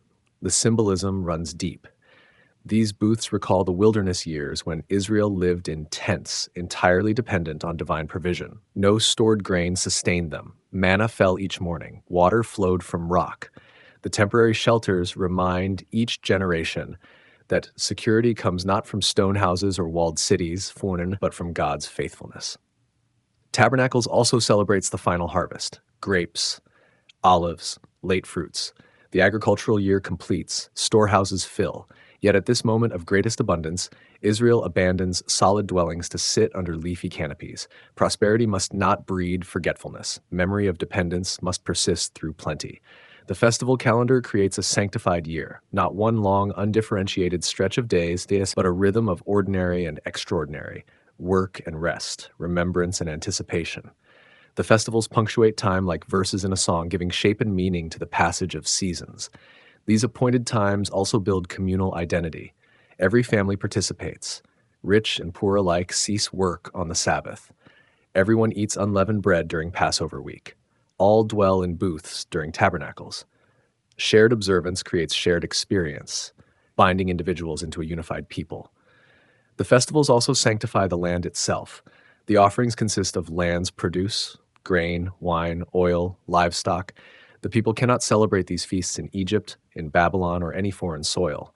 The festivals belong to Canaan, to the promised inheritance. Celebrating them declares, "This land is ours because God gave it."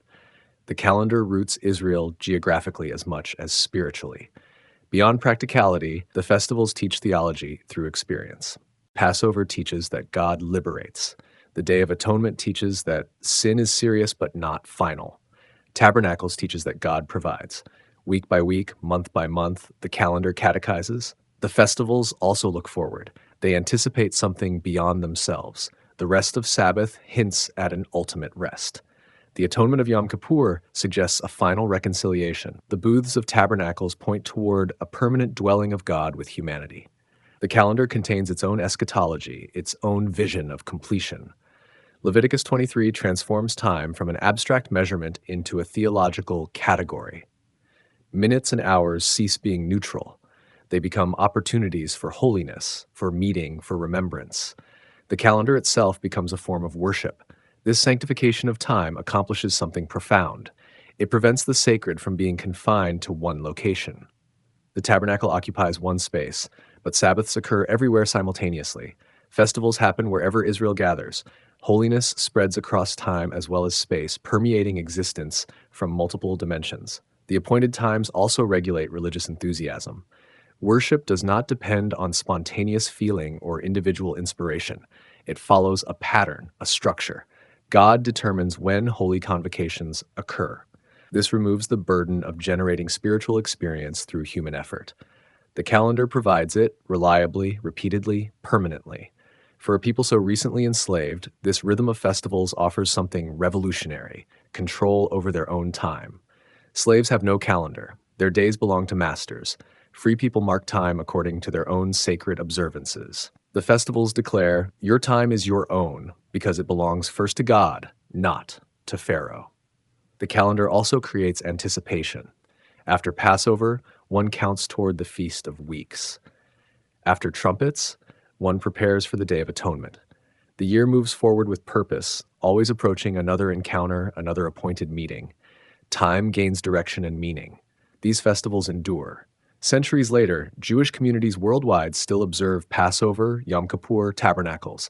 The calendar outlasted the tabernacle, survived the temple's destruction, persisted through exile and dispersion. When sacred space disappeared, sacred time remained, portable and indestructible. Christianity would later reinterpret these festivals through the lens of Christ.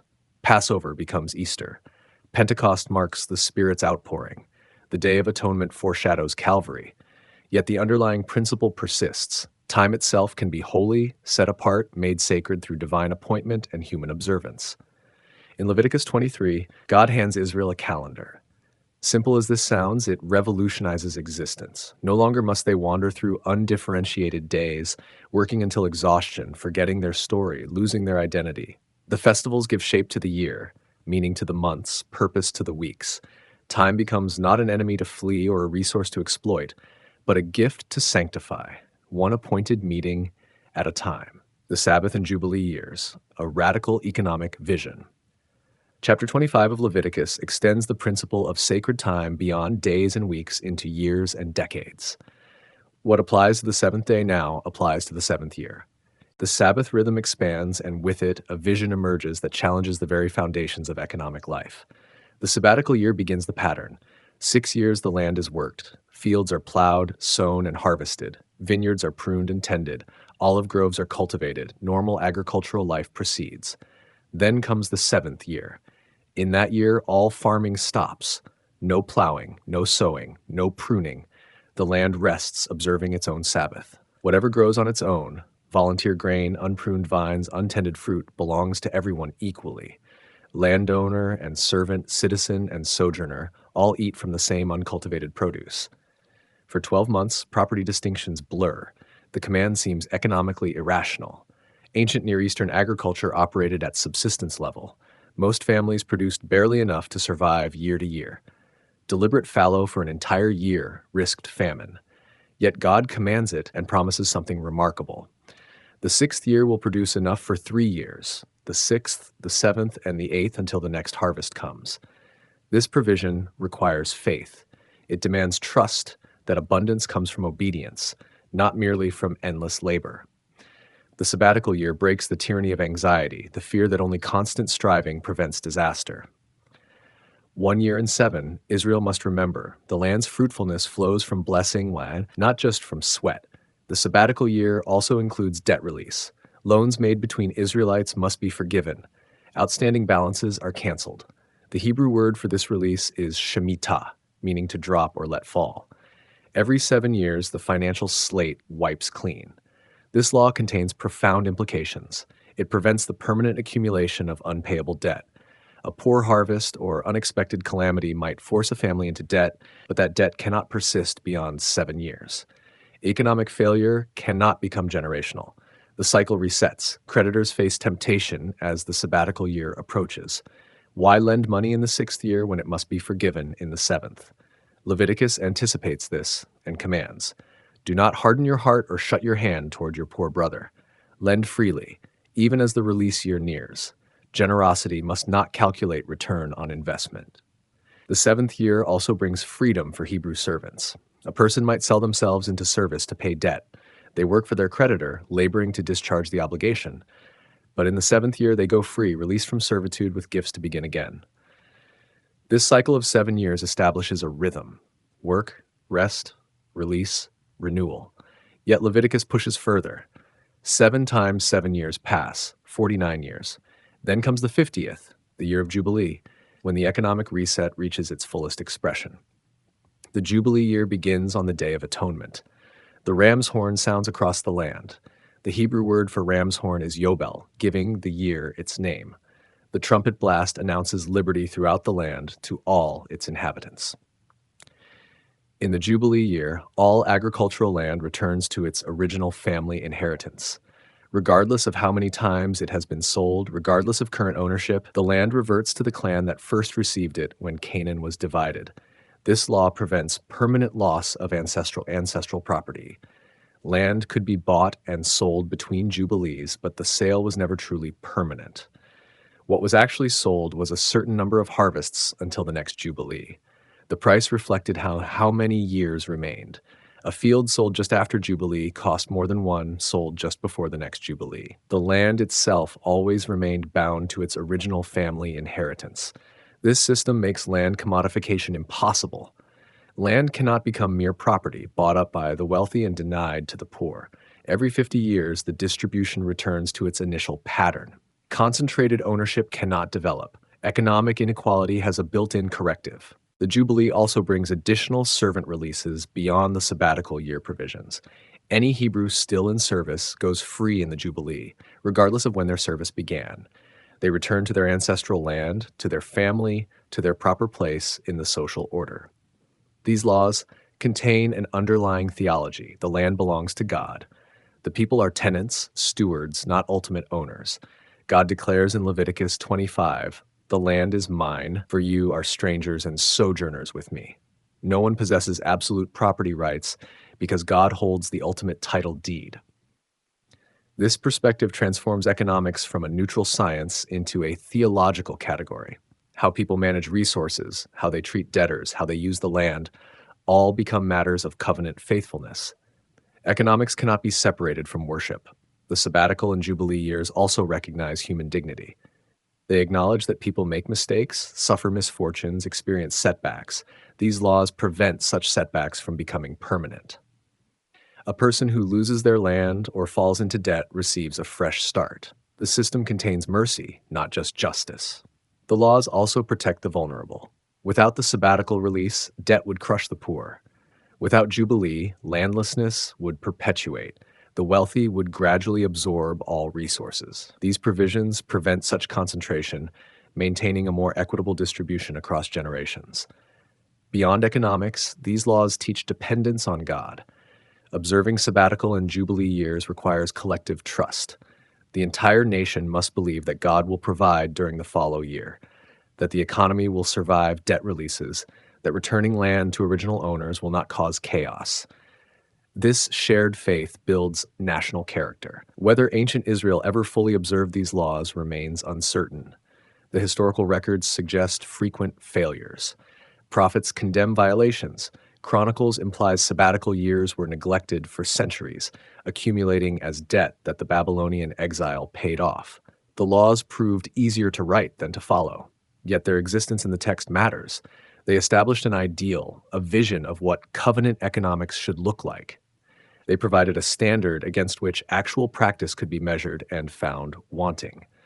The laws functioned as perpetual critique of systems that oppressed the poor or concentrated wealth. Later Jewish tradition continued engaging these texts. Rabbinic literature debated how to apply sabbatical laws when Israel lived under foreign rule. Post-biblical Judaism developed modifications while attempting to preserve the principles. The laws remained live questions, not dead letters. The early Christian community in Acts briefly attempted something similar, selling possessions, holding all things in common, ensuring no one lacked. Whether they consciously imitated Jubilee or simply responded to Jesus' teachings, the impulse toward economic sharing resonated with Levitical principles. Modern social justice movements often reference Jubilee. Debt forgiveness campaigns, land reform efforts, and calls for economic redistribution echo these ancient laws. The vision of periodic reset, of preventing permanent inequality, continues inspiring those who seek a more just society. The sabbatical and Jubilee laws reveal something crucial about Leviticus. The book is not merely concerned with ritual purity or sacrificial procedure. It envisions a comprehensive holiness that encompasses economic life, property relationships, and social structure. Holiness transforms not just worship, but also commerce. These laws also demonstrate divine concern for the oppressed. God sides with debtors, with servants, with those who have lost their land.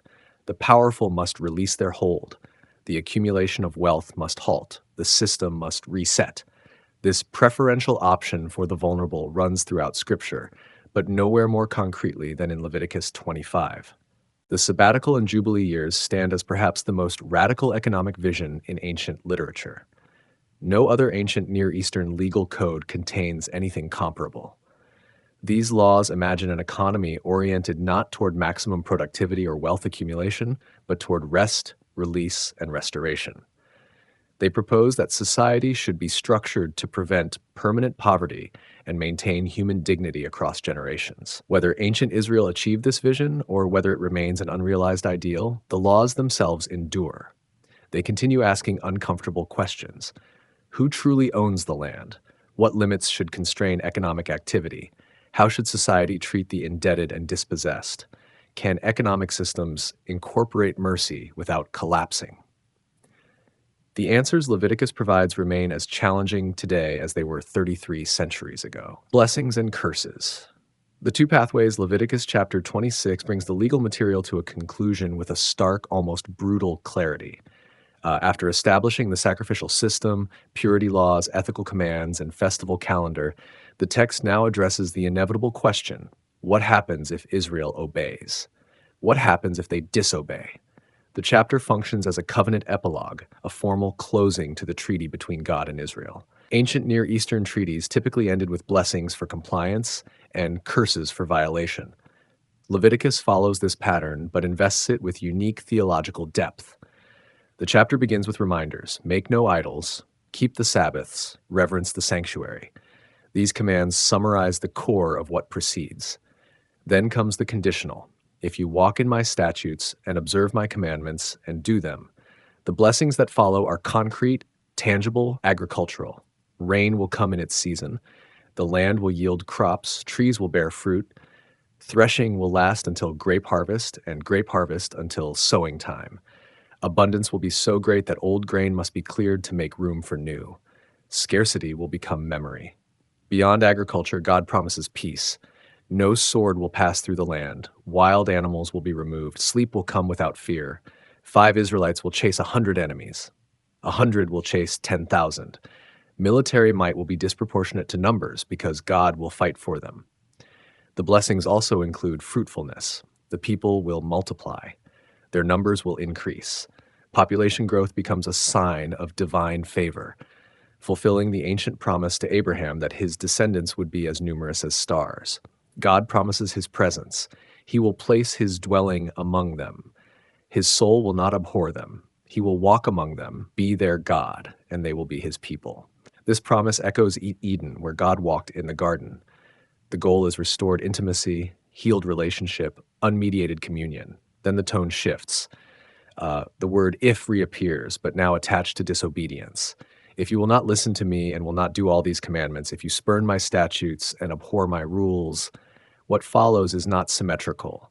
The curses vastly outnumber the blessings. They increase in intensity through 5 escalating stages, each introduced by "if you still will not listen to me." The progression suggests patience exhausted by repeated refusal, mercy giving way to judgment only after extended rebellion. The first wave of consequences brings disease and fever. Crops fail. Enemies devour what little grows. Those who hate Israel rule over them. They will flee when no one pursues, haunted by guilt and fear, even in the absence of actual threat. If rebellion continues, God promises to break the pride of their power. The sky becomes iron, the earth bronze, rain stops, strength is spent in vain, the land yields nothing, trees bear no fruit, starvation creeps closer. The third escalation brings wild animals. They will bereave Israel of children, destroy livestock, make them few in number. Roads will become desolate because travel becomes too dangerous. Nature itself turns hostile. The fourth stage is plague and siege. Bread becomes scarce. Women bake in a single oven what would normally require many. Food is rationed by weight. Hunger intensifies. During siege, desperation drives people to unthinkable acts, consuming their own children's flesh. The text does not flinch from this horror. The fifth and final wave describes complete devastation. Cities become ruins. Sanctuaries are laid waste. The land is so desolate that even enemies who occupy it are appalled. The people are scattered among nations, pursued by the sword, with no rest, no security, living in perpetual terror. A rustling leaf becomes a threat. Exhaustion and fear will consume them in foreign lands. Yet even this destruction serves a purpose. The land, finally emptied of its inhabitants, will enjoy its Sabbaths. During the desolation, the land will rest, making up for all the sabbatical years that were ignored when the people dwelt in it. The earth itself receives justice.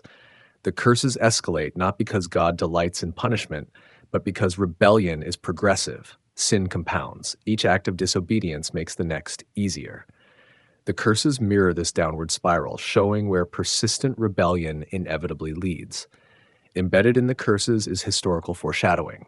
Readers familiar with Israel's later history hear echoes: the Assyrian conquest, the Babylonian exile, the destruction of Jerusalem. The curses function both as warning and as explanation. When disaster comes, it will not be random. It will be the working out of covenant violation. Yet chapter 26 does not end with exile and terror. The final section describes repentance and restoration. Even in foreign lands, if the people confess their iniquity and their ancestors' iniquity, if they humble their uncircumcised hearts and make amends for their sin, God will remember his covenant. The word remember here does not mean recalling something forgotten. God does not forget. To remember the covenant means to act on it, to implement it, to bring its promises into reality. God will remember Abraham, Isaac, and Jacob. He will remember the land. The promise of restoration contains profound theology. Even after the worst violations, even after triggering the most severe curses, the covenant is not void. God will not completely reject or destroy them, even in the land of their enemies. Why? For the covenant's sake. God bound himself to Abraham, and that binding holds regardless of the descendants' faithfulness. This section also promises that God will remember the first covenant, the Exodus generation, whom he brought out of Egypt in the sight of the nations to be their God.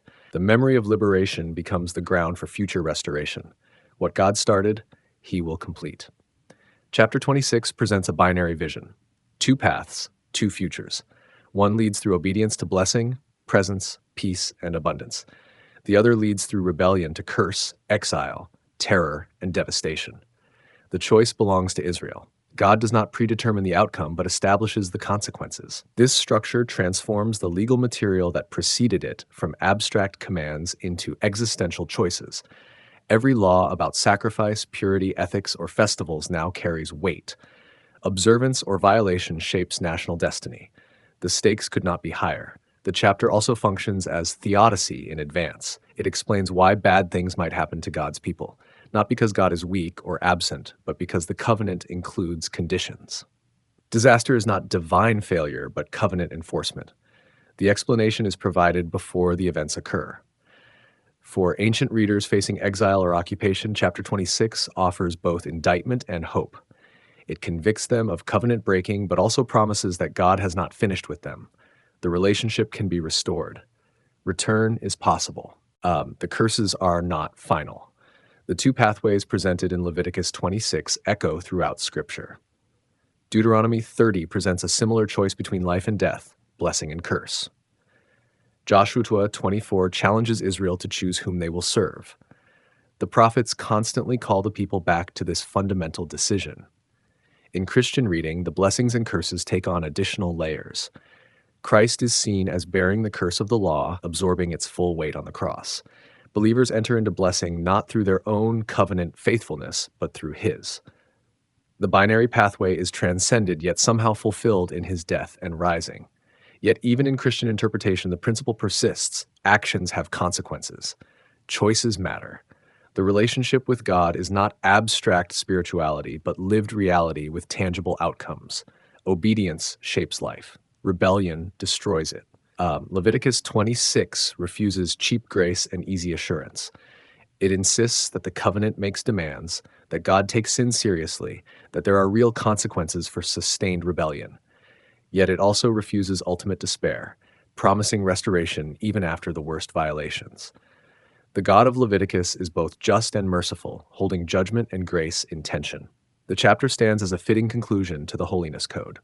After detailing what holiness requires, it now reveals what holiness produces: life, peace, presence, and what its rejection brings: death, terror, exile. The two pathways stretch before the reader. The choice echoes across centuries. Which way will you walk? Vows and tithes, the code's practical conclusion. After the dramatic covenant epilogue of chapter 26 with its blessings and curses, Leviticus continues with one final chapter. At first glance, chapter 27 appears anticlimactic, almost mundane. It addresses vows, dedications, and valuations. Why place these regulations here, after what seemed like a fitting conclusion? The answer lies in understanding vows as the intersection of personal devotion and covenant obligation. Chapter 27 shows how individual commitment works within the covenant framework already established. The grand sweep of national obedience and disobedience now focuses down to personal voluntary acts of dedication. The chapter begins with a specific situation, when someone makes a special vow to the Lord involving the valuation of persons. This refers to instances where someone dedicates a person, often themselves or a family member, to God's service, then wishes to redeem that dedication with money. The text provides a detailed valuation scale. Males aged 20 to 60 are valued at 50 shekels. Females in the same age range, 30 shekels. Children and elderly persons have lower valuations. The poorest can bring whatever they can afford, presented to the priest, who will assess their ability to pay. These valuations are not statements about human worth. They reflect labor capacity and earning potential within an ancient agricultural economy. The amounts represent what that person's service would contribute to the sanctuary if they actually served there, rather than being redeemed with payment. The practice described here solves a practical problem. Someone in distress might vow to dedicate their child to temple service if God delivers them from danger. The crisis passes. The vow remains binding. But the sanctuary does not need or want impressed labor. The valuation system provides a way to fulfill the vow through financial equivalent. The next section addresses animals vowed to God. If someone vows a clean animal suitable for sacrifice, it must be given. It becomes holy. No substitution is allowed. Attempting to exchange it makes both the original and substitute holy. Both belong to God. This prevents someone from vowing their best animal, then substituting an inferior one. Unclean animals, those unsuitable for sacrifice like donkeys, can be redeemed. The priest assesses the value. The person adds 1/5 to that value and pays it. If they refuse to redeem it, the animal is sold at the assessed price and the proceeds go to the sanctuary. Houses and fields can also be dedicated. If someone dedicates their house, the priest values it. To redeem it, the person pays the valuation plus 20%. If a field is dedicated, its value is calculated based on how much seed it requires. A homer of barley seed equals 50 shekels. If the field is dedicated right after Jubilee, full value is paid. If dedicated closer to the next Jubilee, the value is prorated based on remaining years. A crucial restriction applies to land. Only inherited property can be dedicated and redeemed.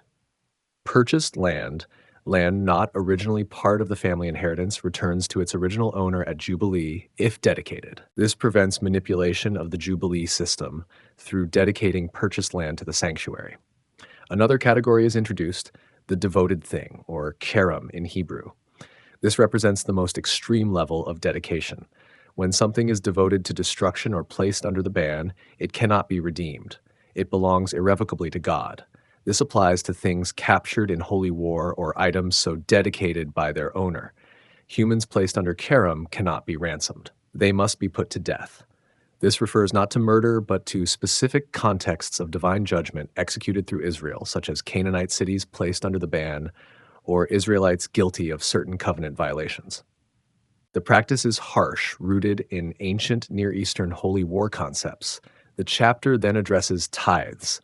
1/10 of the land's produce, grain, fruit, and every 10th animal that passes under the shepherd's rod belongs to God.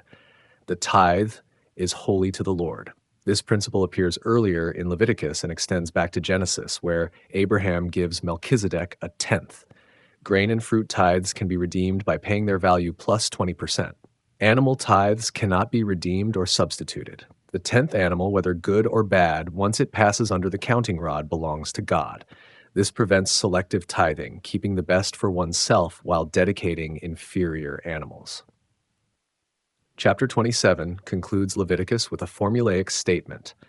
These are the commandments that the Lord commanded Moses for the people of Israel on Mount Sinai. This closing frames everything that preceded, from sacrifices to purity laws to ethics to festivals, as unified divine instruction given at a specific time and place. The placement of this chapter serves several purposes. After presenting the covenant's grand scope and cosmic stakes, it grounds holiness in practical details. Vows happen in real life. People dedicate property. Tithes must be calculated. The holy life includes mundane financial decisions. The chapter also addresses the relationship between voluntary devotion and required obedience. Vows are optional. No one must vow. Yet once made, vows become binding. The chapter provides structures for fulfilling voluntary commitments, showing that even spontaneous devotion operates within covenant order. The valuations and regulations prevent exploitation. Without clear guidelines, the unscrupulous could make showy vows with no intention of fulfilling them. The regulations make vows serious, costly, and enforceable. This protects the integrity of worship and prevents manipulating devotion for personal gain. The 20% penalty for redemption serves multiple purposes. It discourages impulsive vows later regretted. It compensates the sanctuary for the administrative burden of handling valuations and redemptions. It ensures that fulfilling a vow through redemption still costs something, maintaining the sacrificial nature of the act. The tithe regulations emphasize that resources belong primarily to God. The land produces because God blesses it.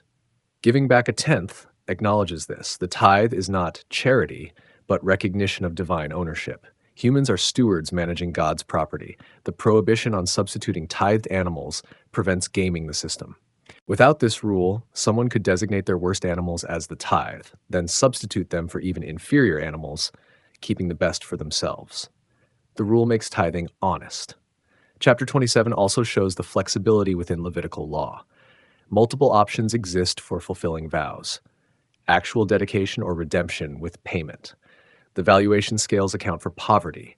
The system balances firmness, vows are binding, with mercy, reasonable options for fulfillment.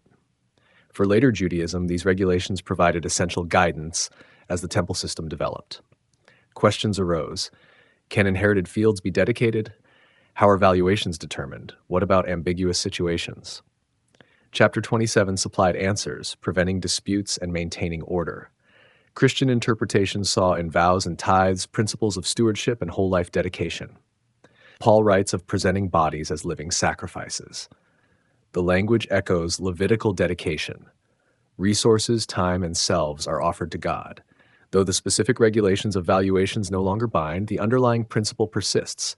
Everything belongs to God. The chapter's position at Leviticus's end suggests that proper understanding of holiness leads to generous dedication.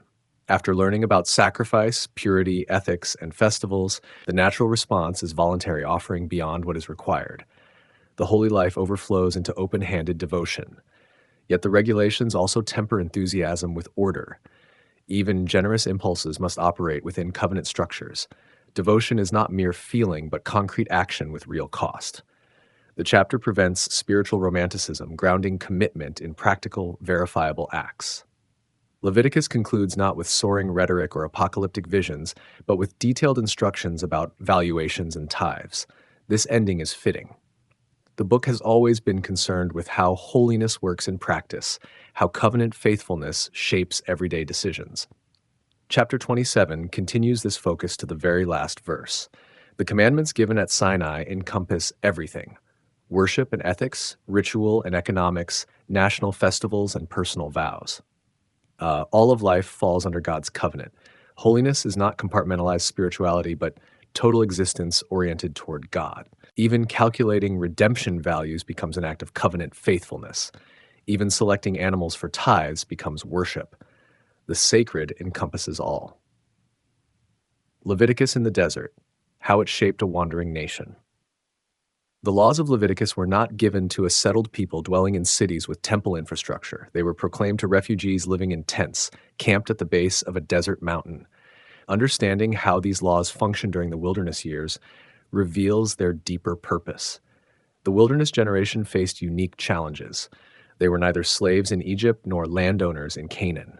They existed in transition between liberation and inheritance. Their identity was unstable. Former slaves do not automatically become a cohesive nation simply by crossing a sea. Leviticus provided this wandering people with structure. The tabernacle stood at the camp's center. The tribes arranged around it in prescribed order. Priests and Levites formed the innermost ring. Each family knew its place. The camp itself became a sacred diagram, a portable sanctuary, creating order in the chaos of nomadic existence. The daily sacrificial rhythm established routine, morning and evening offerings, Sabbath observances, new moon celebrations. These regular rituals marked time, giving shape to what could have been undifferentiated days of desert wandering. Time became sacred, measured by liturgy rather than labor. The purity laws created constant awareness. Every meal required attention to clean and unclean animals. Every bodily discharge necessitated ritual response. Childbirth, skin diseases, mildew in tents, all demanded engagement with the Levitical system. The laws made holiness tangible, impossible to ignore or compartmentalize. This constant engagement shaped identity. Israelites could not eat what Egyptians ate. They could not approach the sacred as other nations did. They could not organize society along typical ancient Near Eastern lines. Every difference reinforced uniqueness. The laws built walls, not physical barriers, but cultural and religious boundaries that separated Israel from surrounding peoples. The boundary maintenance mattered especially in the desert. Israel was not isolated. They encountered Moabites, Midianites, Amalekites, and others. Without clear identity markers, assimilation was a constant threat. Mixed marriages, adopted practices, borrowed gods, all could dilute Israelite distinctiveness. The Levitical laws resisted this erosion. The sacrificial system also addressed psychological needs. Former slaves carried trauma. The Israelites experienced brutality in Egypt. They witnessed the plagues. They walked through the sea. They saw Pharaoh's army destroyed. Such experiences leave deep marks. The sacrifices provided a ritual means of processing guilt, fear, and alienation. Placing hands on the animal transferred sin symbolically. Watching the sacrifice acknowledged wrongdoing. Receiving forgiveness restored relationship. The system offered psychological relief through physical ritual. The Day of Atonement in particular addressed collective guilt, not individual sins but national transgressions. The scapegoat carried away the accumulated weight of communal failure. For a people still learning to function as a nation, this annual reset prevented the accumulation of unaddressed corporate sin. The festivals created shared memory. Passover recalled Egyptian deliverance. Unleavened bread commemorated hasty departure. These observances were not abstract theology, but experiential remembering. Eating bitter herbs, telling the Exodus story, waving first fruits, all embedded memory in bodily practice.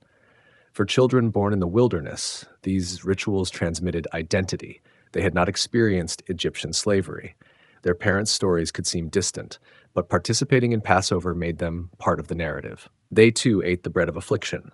They too celebrated deliverance. The rituals made the past present. The holiness laws also created practical order.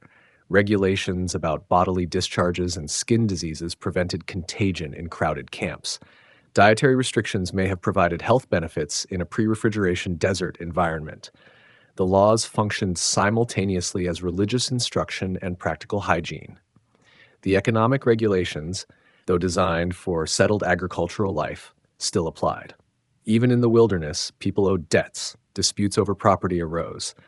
The ethical commands about honesty, justice, and treating the vulnerable applied equally to desert encampments and future cities. The moral vision shaped relationships immediately, not just eventually. The priesthood provided leadership beyond worship. Priests adjudicated disputes, diagnosed skin diseases, and taught the law. In the absence of formal government structures, the priesthood filled administrative roles. Aaron and his sons were not just religious officials, but national administrators. The tabernacle's presence meant God dwelt among the people, but it also meant danger.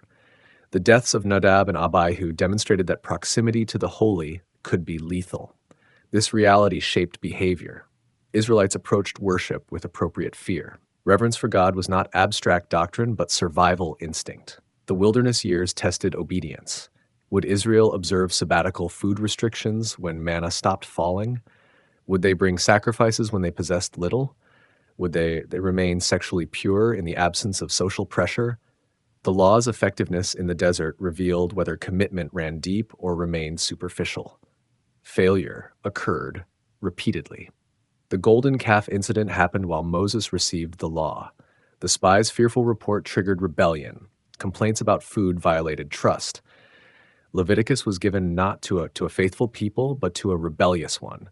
The laws functioned as correction and discipline as much as instruction. Yet the laws also contained grace. The sacrificial system provided paths to restoration after failure.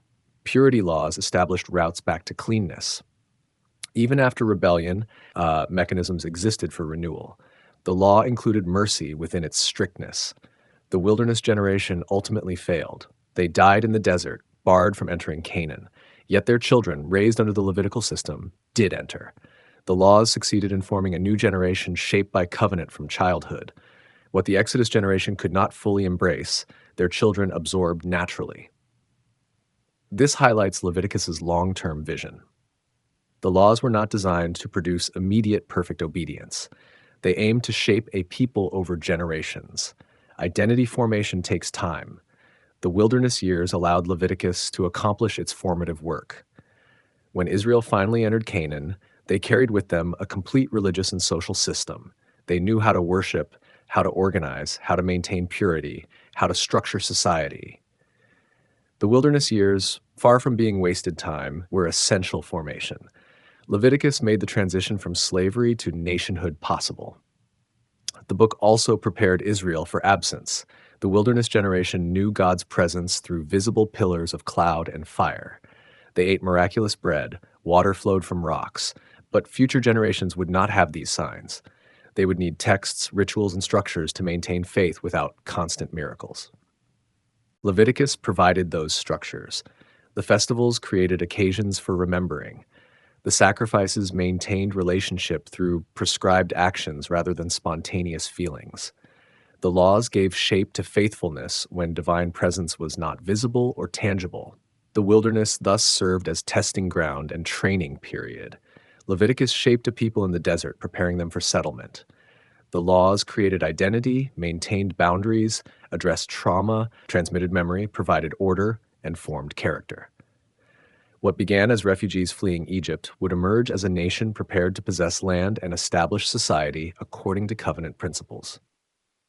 The prophetic critique, beyond ritual to justice. Centuries after Leviticus was given at Sinai, prophets arose in Israel who spoke with divine authority. These prophets quoted, interpreted, and sometimes seemed to criticize the very laws Israel received in the wilderness. And understanding this prophetic engagement reveals Leviticus's true purpose.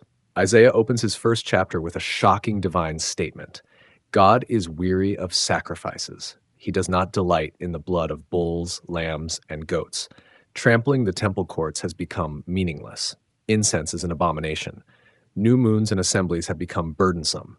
This appears to contradict Leviticus entirely. The book prescribes exactly these sacrifices, festivals, and rituals. Yet Isaiah claims God now rejects them. Has God changed? Have the laws become obsolete? The answer emerges in Isaiah's next lines. Your hands are full of blood. Wash yourselves, make yourselves clean. Remove evil from before my eyes. Stop doing wrong. Learn to do right. Seek justice. Defend the oppressed. Take up the cause of the fatherless. Plead the case of the widow. Isaiah's critique targets not the sacrificial system itself, but its divorce from justice. Israel offers worship while perpetrating injustice. They bring sacrifices while oppressing the vulnerable. They observe festivals while ignoring the fatherless and widow. The rituals continue, but the ethical demands of Leviticus are violated. This reveals something crucial. Leviticus was never intended as merely ritual instruction. The book contains two inseparable components, worship and ethics. The sacrificial system exists to maintain relationship with God, but that relationship demands justice and mercy. Ritual without righteousness is meaningless. Jeremiah echoes this theme. He stands in the temple gate and proclaims, "Do not trust in deceptive words that say, the temple of the Lord, the temple of the Lord, the temple of the Lord." The people believe that possessing the temple guarantees safety. Wrong. Jeremiah says, reform your ways and actions. Deal justly with one another. Do not oppress the foreigner, fatherless, or widow. Jeremiah explicitly connects to Leviticus's holiness code. You shall be holy, for I am holy, meant living justly. The temple's presence does not override the covenant's ethical requirements. Worship at the sanctuary while violating Leviticus's justice commands is not faithfulness but hypocrisy. Amos delivers perhaps the most stinging prophetic critique. God declares through him, I despise your religious festivals. I cannot stand your assemblies. Even though you bring choice fellowship offerings, I will have no regard for them. Away with the noise of your songs. Instead, let justice roll on like a river, righteousness like a never-failing stream. Amos preaches during a time of prosperity and active worship. Sacrifices are offered abundantly. Festivals are observed with enthusiasm, yet society is rotten. The wealthy oppress the poor. Courts are corrupt. The vulnerable are crushed. The worship continues while justice vanishes. Amos's message is clear. God prefers no worship to hypocritical worship. Better to offer nothing than to pair rituals with injustice. The festivals Leviticus prescribes become offensive when separated from the justice Leviticus equally demands. Micah summarizes the prophetic position powerfully. What does the Lord require of you? To act justly, to love mercy, and to walk humbly with your God. Micah does not say God requires sacrifices, though Leviticus prescribes them. He points to character and conduct, to justice and mercy. This is not rejection of Leviticus, but recovery of its heart. Leviticus 19 commands, love your neighbor as yourself, judge fairly, do not defraud, leave gleanings for the poor, use honest weights. The ethical demands are not secondary to the ritual prescriptions, but equal or even primary. The prophets reveal that Israel made a catastrophic mistake. They prioritized ritual over ethics, treating the sacrificial system as sufficient while neglecting justice. They read Leviticus selectively, emphasizing priests, offerings, and festivals, while ignoring commands about the poor, the foreigner, and the oppressed. This selective reading persists across history. Religious people often prefer ritual to justice. Ritual is containable, performable, completable. Justice is messy, costly, ongoing, easier to offer a sacrifice than to defend the widow, simpler to observe a festival than to reform a corrupt court system. The prophets also critique empty repentance. Joel calls for the people to rend their hearts, not just their garments. External displays of remorse mean nothing without internal transformation. Bringing a sin offering accomplishes nothing if the person intends to repeat the sin. This recalls Leviticus's own provisions for intentional sin. The sacrificial system addressed unintentional violations and ritual impurity, but deliberate, defiant rebellion received no sacrifice. The person who sinned with a high hand was cut off from the people. The prophets confront a society engaged in exactly this kind of defiant sin, while expecting rituals to cover it. Hosea introduces the famous statement, I desire mercy, not sacrifice, knowledge of God, rather than burnt offerings. Jesus will later quote this, showing its enduring importance. Mercy and knowledge of God supersede ritual performance. The relationship with God expressed through justice matters more than the rituals designed to maintain that relationship. Hosea speaks during the northern kingdom's final years before Assyrian conquest. Society has collapsed morally, idolatry runs rampant, yet worship continues at shrines and altars. Hosea announces that God is unimpressed. The rituals cannot substitute for faithfulness. Malachi, writing after the exile, confronts a different problem, ritual contempt. Priests offer defiled food. Worshippers bring blind, lame, or sick animals for sacrifice. This violates Leviticus's explicit commands that sacrificial animals must be without defect. The people have returned from exile, but learned nothing. Malachi shows that both extremes are wrong. Hypocritical ritual paired with injustice is offensive, but slovenly ritual reflecting contempt for God is equally wrong. The prophets do not advocate abandoning Levitical worship. They demand it be performed with integrity and paired with justice. The prophetic critique also recovers Leviticus's concern for the vulnerable. The book repeatedly commands care for the poor, the foreigner, and the widow. These are not minor asides, but central covenant obligations. A society that neglects them violates the covenant regardless of how meticulously it observes ritual purity. The prophets reveal that Israel's problem was not the law, but their interpretation and application of it. They created a false dichotomy between worship and ethics, ritual and justice. Leviticus contains no such division. Holiness encompasses both. The sacrificial system and the ethical code are inseparable. This understanding transforms how we read Leviticus. The book is not a ritual manual with some ethical content. It is a holiness manual where ritual and ethics together constitute the holy life. Worship maintains the relationship with God that produces justice. Justice demonstrates the authenticity of worship. The prophets also prepared the way for a new understanding. If the current ritual system fails to produce justice and righteousness, something more is needed. Jeremiah speaks of a new covenant, written on hearts rather than stone tablets. Ezekiel envisions a new spirit enabling obedience. The prophets move beyond Leviticus towards something greater. Yet they never abandon Leviticus. They quote it, appeal to it, assume its authority. Their critique is not external but internal. They speak as covenant members, calling Israel back to the covenant's full requirements. Leviticus remains the standard, properly understood. For early Christians, the prophetic critique informed their reading of Leviticus. Jesus quotes Hosea, "I desire mercy, not sacrifice." He embodies the prophetic vision, healing on the Sabbath, touching lepers, eating with sinners. He fulfills the law by penetrating to its heart, love God, love neighbor. The prophets teach that Leviticus's enduring message is not about animal sacrifices or ritual purity, but about the character of holiness. A holy people practice justice. They care for the vulnerable. They deal honestly. They worship sincerely. The rituals serve this greater purpose. When ritual becomes an end in itself, divorced from justice, it fails entirely. Leviticus, through the prophetic lens, emerges as a book about forming a just and merciful society that reflects God's character. The sacrifices, festivals, and purity laws are means to this end. The prophets called Israel back to this understanding when they lost sight of it. Their critique remains relevant whenever religious observance detaches from justice. The New Testament lens. Jesus as the fulfillment. The New Testament writers, all Jewish and steeped in the Torah, engaged Leviticus extensively. They saw in Jesus the fulfillment of patterns established in Leviticus, transforming the book's meaning while claiming continuity with it. The Gospel of John introduces Jesus as the Lamb of God who takes away the sin of the world. This identification draws directly from Levitical sacrifices. Every morning and evening, a lamb was offered on the altar. During Passover, lambs were slain in remembrance of Egyptian deliverance. John claims Jesus embodies all these sacrifices. This interpretation transforms Leviticus's sacrificial system from repeated rituals into prophetic patterns, pointing toward a final, ultimate sacrifice.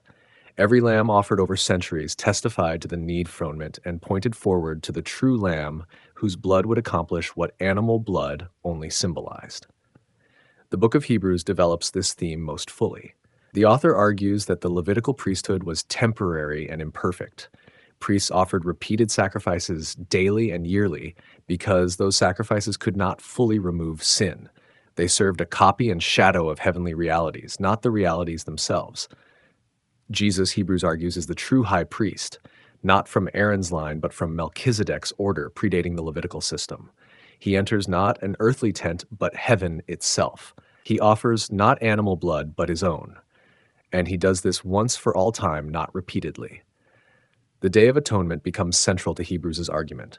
On Yom Kippur, the high priest entered the most holy place once yearly with blood. Jesus entered heaven itself with his own blood, securing eternal redemption. The earthly ritual was a shadow of the heavenly reality. Hebrews also addresses the two goats of the Day of Atonement. One was slain, its blood taken into the Holy of Holies. The other carried sins into the wilderness. Jesus accomplishes both functions. His blood atones, he bears sins away, removing them completely. This interpretation does not negate Leviticus, but claims its completion. The sacrificial system was not wrong or misguided. It was preparatory, pedagogical, pointing toward what it could not itself accomplish. Animal blood was never the final solution, but always a temporary provision awaiting ultimate fulfillment. The New Testament also reinterprets purity. Leviticus established categories of clean and unclean, primarily concerning diet, bodily discharges, and disease. These laws created boundaries, marking Israel as distinct. Jesus challenges these boundaries. He touches lepers, making them clean rather than becoming unclean himself. He heals a woman with chronic bleeding. He declares all foods clean, abolishing dietary restrictions. The flow of purity reverses. Instead of defilement spreading from the impure to the pure, cleansing spreads from Jesus to the defiled. Peter's vision in Acts 10 shows this transformation dramatically. A sheet descends from heaven containing unclean animals. A voice commands, "Kill and eat." Peter protests, "I have never eaten anything impure or unclean." The voice responds, "Do not call impure what God has made clean." The immediate context is Gentile inclusion. Cornelius, a Gentile, sends for Peter. The vision prepares Peter to enter a Gentile home, something purity laws discouraged. The purity categories are being redefined. Uncleanness is not ritual, but moral. Gentiles are not inherently unclean. The ethnic boundary dissolves. Paul develops this theology extensively. He argues in Romans that circumcision, the mark of covenant inclusion, is now circumcision of the heart by the Spirit. External markers no longer determine covenant membership. Faith in Christ becomes the defining characteristic. Galatians addresses whether Gentile believers must observe Torah, including dietary laws and festivals. Paul argues vehemently against this. Christ has redeemed believers from the law's curse. Those who rely on works of law are under a curse. Justification comes through faith, not law observance. This appears to completely overturn Leviticus. Yet Paul insists he is not abolishing the law, but establishing it. The law's purpose was never to make people righteous through observance, but to reveal sin and point to Christ. Leviticus showed humanity's need for atonement while foreshadowing how that atonement would come. The ethical commands of Leviticus persist in Paul's writings. Love your neighbor as yourself appears repeatedly. Commands about sexual morality, honesty, and justice remain binding. Paul distinguishes between ceremonial laws, sacrifices, purity, dietary restrictions, and moral laws, ethical commands. The former are fulfilled and transcended. The latter abide. Jesus himself makes similar distinctions. He summarizes the law: love God with all your heart and love your neighbor as yourself. All the law and the prophets hang on these two commandments. Both come from Torah, Deuteronomy 6 and Leviticus 19. Jesus distills the law's essence, elevating these commands above ritual prescriptions. The New Testament also transforms the concept of priesthood. Under Leviticus, only Aaron's descendants could serve as priests. They mediated between God and people, offering sacrifices and entering sacred spaces forbidden to others. The system created a necessary but exclusionary caste. Peter declares that believers are a royal priesthood. Every follower of Christ participates in priesthood. The exclusive mediatorial role ends. All have access to God through Christ the high priest. The Levitical system is democratized and universalized. Revelation depicts heaven's worship using Levitical imagery. Lampstands, altars, incense, priestly garments all appear. Yet they are transformed. The Lamb stands at the center, slain yet living. Saints from every nation worship. The temple is the Lord God and the Lamb. Leviticus's worship patterns continue, but fulfilled and perfected. The New Testament writers also address holiness. Leviticus's repeated command, "Be holy, for I am holy," appears in 1 Peter. But the means of achieving holiness shifts, not through ritual purity and sacrificial offerings, but through the Spirit's work. God sanctifies believers internally, transforming character rather than merely regulating behavior. This internalization fulfills the prophetic vision. Jeremiah's new covenant written on hearts becomes reality. Ezekiel's new spirit enabling obedience is poured out at Pentecost. The external law of Leviticus becomes the internal law of the Spirit. Yet continuity persists. The goal remains holiness. The foundation remains God's character. The ethical demands remain. What changes is the means and the scope. Holiness is no longer maintained through ritual observance, but through union with Christ. And holiness extends beyond ethnic Israel to include all nations. The New Testament transformation of Leviticus sparked controversy. Jewish believers initially struggled with abandoning ancestral practices. The Jerusalem Council in Acts 15 addressed this. After debate, they decided not to burden Gentile believers with the full Torah, requiring only minimal restrictions. This decision represents a seismic shift. Leviticus shaped Jewish identity for over a millennium. Abandoning its ritual requirements meant reimagining what it meant to be God's people. The early church navigated this transition with difficulty, as evidenced by ongoing tensions between Jewish and Gentile Christians. From a Jewish perspective, Christian interpretation of Leviticus was problematic. The claim that Jesus fulfilled the sacrificial system implied that system was incomplete or inadequate. The abandonment of purity laws seemed to reject core aspects of Torah. Christianity appeared to be leaving Judaism behind. Yet Christians insisted they were not rejecting, but fulfilling. Jesus did not come to abolish the law, but to complete it. Leviticus pointed forward to Christ. Its types and shadows found substance in him. The ritual system was never meant to be permanent, but always preparatory. This debate continues across 2 millennia. Is Leviticus fulfilled and transcended in Christ, or does it remain binding? Are its ritual laws abrogated, or do they still apply? Different Christian traditions answered differently, and Judaism rejects the premise entirely. Regardless of theological positions, the New Testament's engagement with Leviticus shows the book's enduring significance. It provided the conceptual framework, the vocabulary, and the patterns through which early Christians understood Jesus. Lamb, priest, sacrifice, atonement, holiness, all these concepts come from Leviticus. Without Leviticus, the New Testament becomes incomprehensible. The claim that Christ died for sins makes sense only against the backdrop of the sacrificial system. The priesthood of Christ requires understanding the Levitical priesthood. The purity Jesus brings presupposes the impurity Leviticus addresses. Leviticus thus becomes foundational even for those who believe its specific commands are no longer binding. It establishes the theological categories that Christianity both inherits and transforms. The book's vision of holiness, its mechanism of atonement, and its call to reflect God's character persist, even as the specific means change. The Pauline Revolution, from clean unclean to Jew Gentile.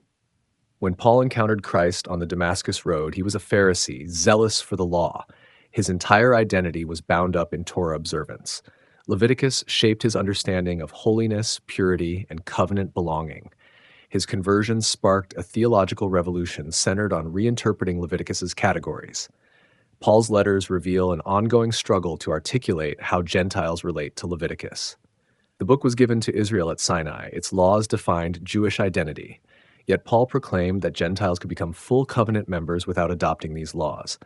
This claim seemed to undermine Leviticus entirely.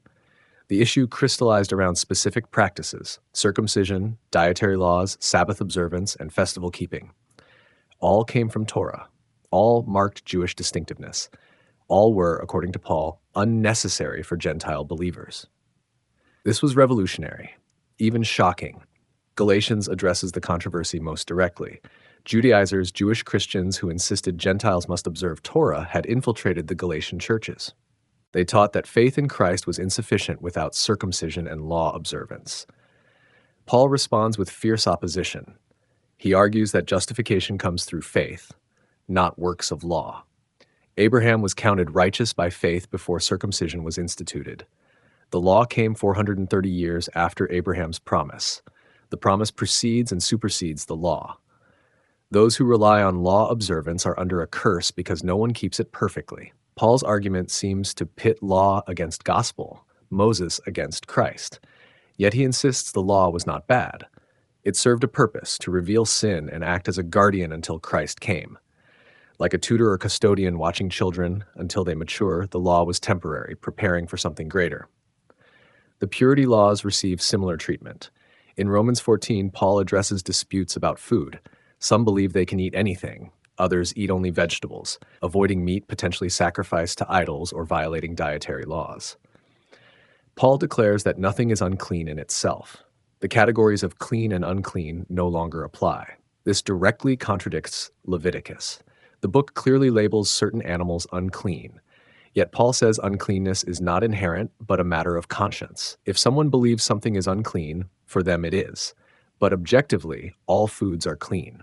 The Levitical categories have been abolished. Colossians goes further. Do not let anyone judge you by what you eat or drink, or with regard to a religious festival, a new moon celebration, or a Sabbath day. These were a shadow of things to come. The reality is found in Christ. Dietary laws, festivals, Sabbaths, all are shadows. Christ is the substance. This language of shadow and substance, type and antitype, became central to Christian interpretation. Leviticus was not wrong, but preliminary. Its laws were not arbitrary, but purposeful, pointing beyond themselves. Animal sacrifices anticipated Christ's sacrifice. Purity laws illustrated moral holiness. Festivals foreshadowed spiritual realities.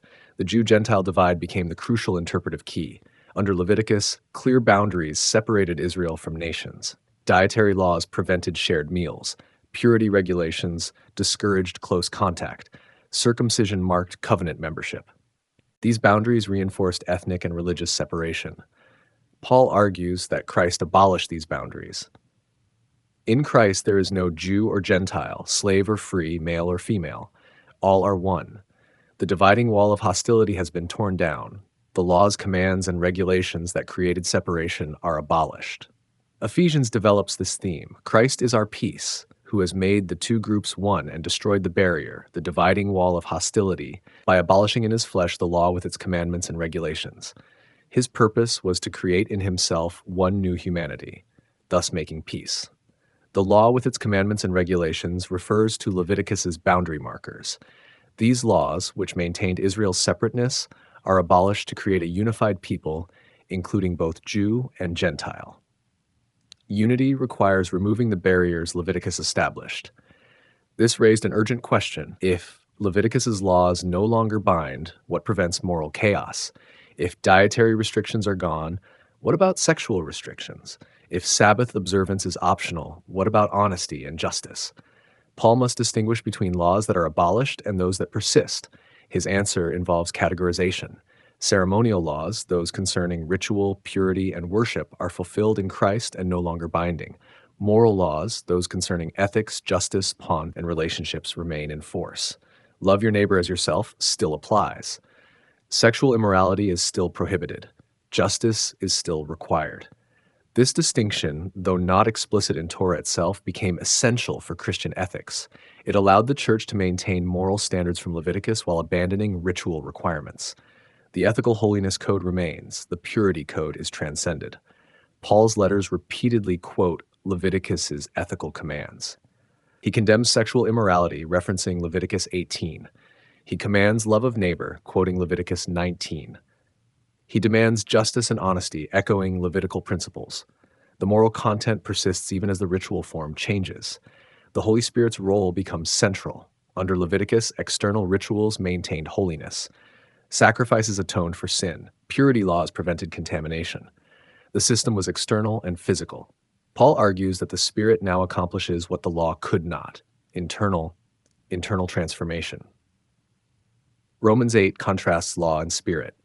The law was weakened by the flesh and could not produce righteousness. But God sent his Son, and through the Spirit, the law's requirements are fulfilled in those who walk by the Spirit. The goal remains the same, holiness, but the means shifts from external observance to internal empowerment. Galatians 5 describes this transformation. Walk by the Spirit, and you will not gratify the desires of the flesh. The fruit of the Spirit is love, joy, peace, patience, kindness, goodness, faithfulness, gentleness, self-control. Against such things there is no law. The Spirit produces character that transcends law. This Spirit-empowered life fulfills what Leviticus aimed for, but could not achieve. Leviticus commanded holiness, but provided only external mechanisms. The Spirit writes the law on hearts, enabling obedience from within. The new covenant Jeremiah promised becomes reality.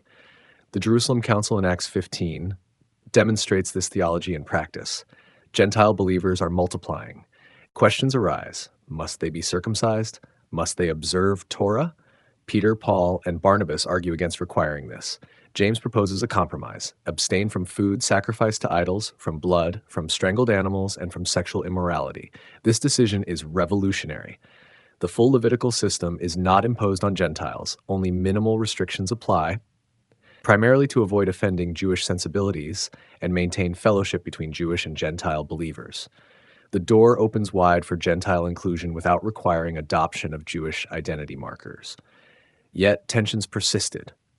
Jewish believers continued observing Torah. Paul himself participated in temple rituals in Acts. The Jerusalem church remained Torah observant. The question was not whether Jews should abandon Leviticus, but whether Gentiles must adopt it. Paul argued they need not. This created a diverse early church. Jewish Christians kept kosher, observed Sabbath, and celebrated festivals. Gentile Christians did not. Both were considered legitimate expressions of faith.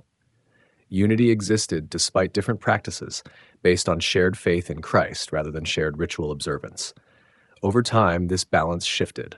As Gentile Christians became the majority and Jewish Christians diminished, the church became increasingly non-observant of Levitical law. Eventually, even Jewish Christians largely abandoned distinctive practices. Christianity became a primarily Gentile religion with minimal connection to its Jewish roots. Paul's revolution thus had far-reaching consequences. It enabled Christianity's rapid spread beyond Judaism. It removed barriers to Gentile conversion. It created a universal faith not limited by ethnic or cultural boundaries.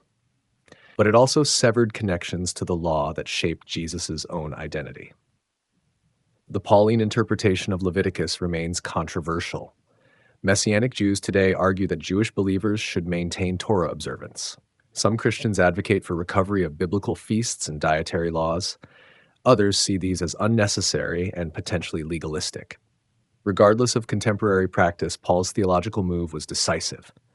He transformed Leviticus from binding law for God's people into fulfilled pattern completed in Christ.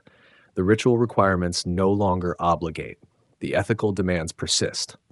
The book's categories, clean, unclean, holy, common, are reinterpreted through the lens of Jew-Gentile unity in Christ. This interpretation enabled the church to read Leviticus as Christian scripture without being bound by its specific commands. The book retains authority as divine revelation pointing toward Christ, even as its particular regulations no longer govern Christian practice. Paul's revolution made Leviticus simultaneously foundational and transcended, fulfilled, and complete. Echoes in modernity, law, ethics, and society. Leviticus, though ancient, continues shaping modern thought in surprising ways. Its concepts, categories, and concerns echo through Western law, ethics, social justice movements, and contemporary debates. The book's influence persists even among those unfamiliar with its content. The most obvious legacy is the concept of law itself. Leviticus presents detailed, codified regulations touching all aspects of life. This comprehensive legal vision influenced Western legal tradition.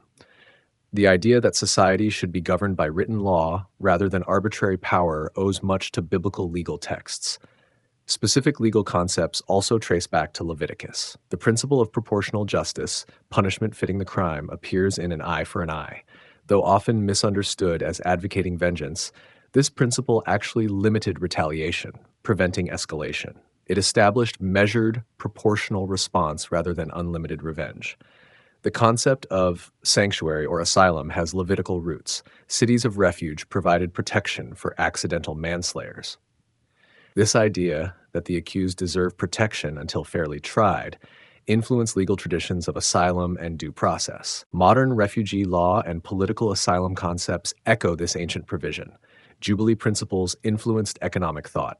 The idea that debts should be periodically forgiven, that land should not be permanently alienated, that economic inequality should have limits, all come from Leviticus 25. Social justice movements have repeatedly invoked Jubilee when advocating debt relief or economic redistribution. The Jubilee 2000 campaign sought cancellation of developing nations' debt. Organizers explicitly referenced biblical Jubilee, arguing that the crushing debt burden should be released. Whether one agrees with the economics, the campaign demonstrates Leviticus's continuing relevance in public discourse. Land reform movements have also drawn on Jubilee. The principle that land belongs ultimately to God and cannot be permanently sold challenged feudal and colonial land systems. Movements for indigenous land rights sometimes invoke this theological claim that land cannot be absolutely owned. Leviticus's concern for the vulnerable shaped Western charity and welfare concepts, the requirement to leave gleanings for the poor, not to harvest field corners, to allow the needy to gather fallen fruit. These establish that society owes support to the poor as a matter of justice, not mere charity. Modern welfare states, food banks, and social safety nets reflect this understanding. Society has obligations to ensure basic needs are met. This differs from pure market capitalism or survival of the fittest. The vulnerable have claims on communal resources, a Levitical principle.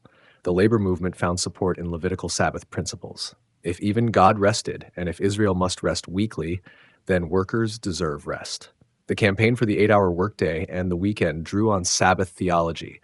Humans are not mere units of production, but image bearers deserving regular rest. Environmental ethics increasingly references Levitical land Sabbaths. The command to let land rest every 7th year recognizes limits to exploitation. Modern sustainability movements advocate similar restraint. The land is not merely a resource to exhaust, but a trust to maintain. This ecological wisdom comes partly from Leviticus. Medical ethics also bears Levitical influence. The priestly role in diagnosing and isolating disease influenced public health concepts of quarantine. The detailed attention to bodily health as connected to community well-being shaped Western medicine's public health orientation. The concept of informed consent in medical ethics has roots in respecting bodily autonomy, a principle visible in Levitical laws about bodily discharges and purity. A person's body is their own, not subject to violation without consent. This foundational medical ethics principle has biblical precedent. Sexual ethics remain deeply influenced by Leviticus. Prohibitions on certain sexual behaviors in Leviticus 18 shaped Western legal and moral codes for centuries. Modern debates about sexual morality still reference these texts, whether arguing for traditional standards or critiquing them. The contemporary LGBTQ+ rights movement particularly engages Leviticus. 2 verses prohibit male same-sex relations. These texts have been used to justify discrimination. Progressive interpreters attempt to contextualize or reinterpret them. Conservative interpreters maintain their binding authority. Either way, Leviticus remains central to the debate. Animal welfare movements sometimes invoke Levitical principles. The command not to boil a kid in its mother's milk suggests concern for animal dignity. Prohibitions on certain cruelties recognize that animals deserve humane treatment. Though Leviticus permits animal sacrifice and consumption, it regulates treatment, suggesting limits to exploitation. The concept of blood sacredness influenced medical practice. Blood transfusions faced religious objection, partly based on Levitical prohibitions on consuming blood. Though most Christians now accept transfusions, the debate shows Leviticus's ongoing influence on medical ethics. Dietary movements reference Leviticus. Kosher and halal practices directly derive from biblical dietary laws, but broader movements toward mindful, ethical eating sometimes invoke Levitical principles, paying attention to food sources, recognizing eating as spiritually significant, making conscious choices about consumption. The idea that purity and impurity are moral categories rather than merely physical remains influential. Something can be legally permissible yet morally polluting. This distinction, visible in Leviticus, shapes how societies think about pornography, violence in media, and other moral but not necessarily legal questions. Social categories of clean and unclean persist, though usually unconsciously. Mary Douglas's anthropological work showed how purity systems create social order.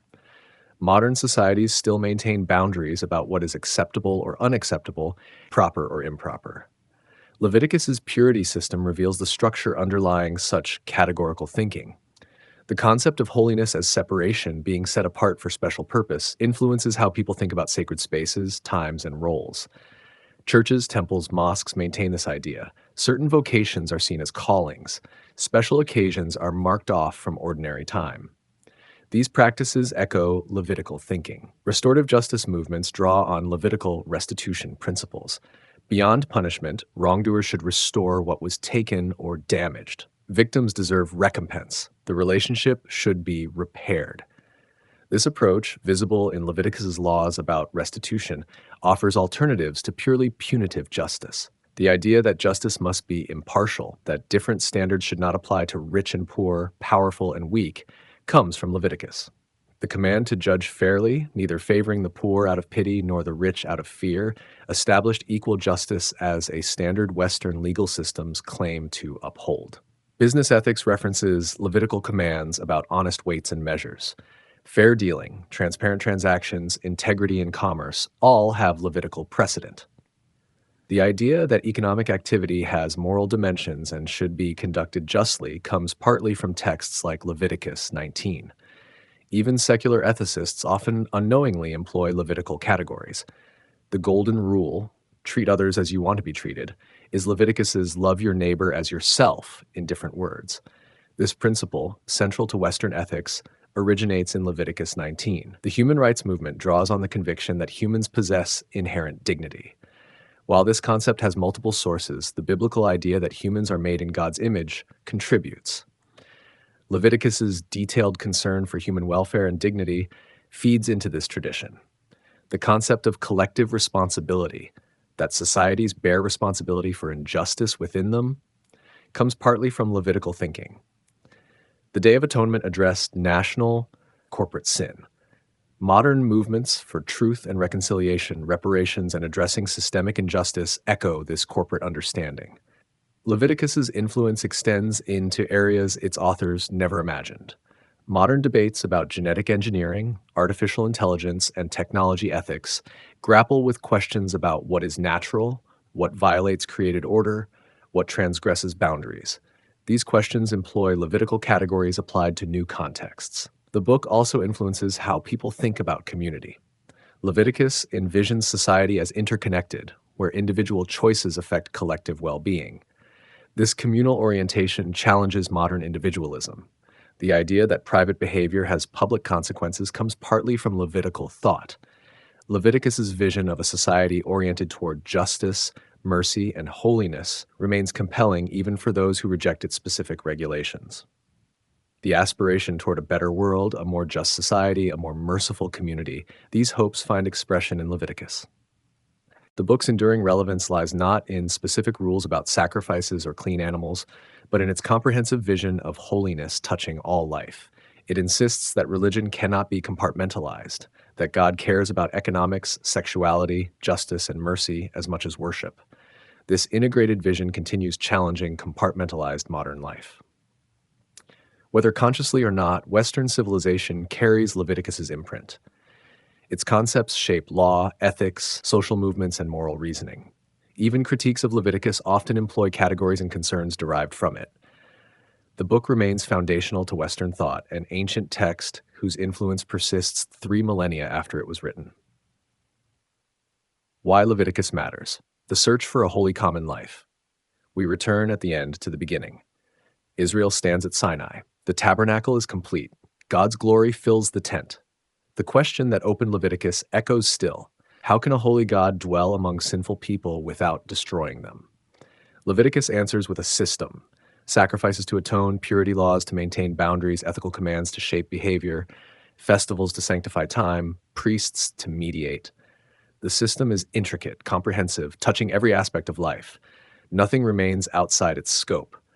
But beneath the details lies a vision. God desires nearness. The entire elaborate structure exists for one purpose: to make possible sustained divine presence among humanity. The tabernacle at the camp center symbolizes this. God chooses to dwell not remotely in heaven, but intimately among the tents of his people. This divine desire for proximity is the book's animating principle. Everything else serves it. The sacrifices remove the barrier of sin. The purity laws train people to distinguish holy from common. The ethical code makes them fit companions for a holy God. The festivals create regular encounters. The whole system facilitates relationship. The book reveals that holiness is not primarily about rules, but about relationship. God says, "Be holy, for I am holy." This is not arbitrary demand, but invitation into likeness. To be holy means to reflect God's character, just, merciful, faithful, compassionate. The laws provide the curriculum for this formation. Leviticus also takes sin seriously. Modern culture often treats wrongdoing casually as inevitable or excusable. Leviticus allows no such luxury. Sin damages relationship with God. It creates real separation. It pollutes the sanctuary. It threatens divine presence. The sacrificial system exists because sin is genuinely serious, yet the system's very existence demonstrates grace. God provides the means of restoration. He prescribes the sacrifices. He establishes the Day of Atonement. He creates paths back to relationship after failure. The law is not burden but gift, a gracious provision for maintaining the relationship God desires. The book also insists on embodiment. Relationship with God is not abstract spirituality, but physical reality. What you eat matters. How you treat your body matters. Sexual behavior matters. Business practices matter. Leviticus refuses to separate spiritual from physical, sacred from secular. All life is potentially holy. This integration challenges modern compartmentalization. We divide life into religious and non-religious spheres. Leviticus knows no such division. Worship and work, prayer and commerce, ritual and ethics all belong together. Holiness transforms everything, or it transforms nothing. The communal dimension also matters. Holiness is not individual achievement, but corporate identity. Israel as a whole is called to be holy. Individual actions affect communal standing. The Day of Atonement addresses national sin. The Jubilee resets social structures. Holiness has social, economic, and political dimensions. This corporate vision critiques individualistic religion. Personal piety matters, but not alone. Justice in society matters. Economic structures matter. The Frye, how the vulnerable are treated matters. True holiness encompasses all these. A society can be religiously observant yet unjust, and therefore not holy. Leviticus's vision of justice particularly stands out. The laws about gleaning, honest weights, the sabbatical year, and jubilee create an economic system oriented toward fairness and mercy. Inequality has limits. The poor have rights. Economic life operates under divine oversight. Wealth and property are not absolute but held in trust. This economic vision challenges both ancient and modern systems that concentrate wealth and power. Leviticus imagines an economy serving human flourishing, not endless accumulation. It protects the vulnerable, prevents permanent poverty, and maintains human dignity. These principles remain radical. The book also addresses the human need for meaning and structure.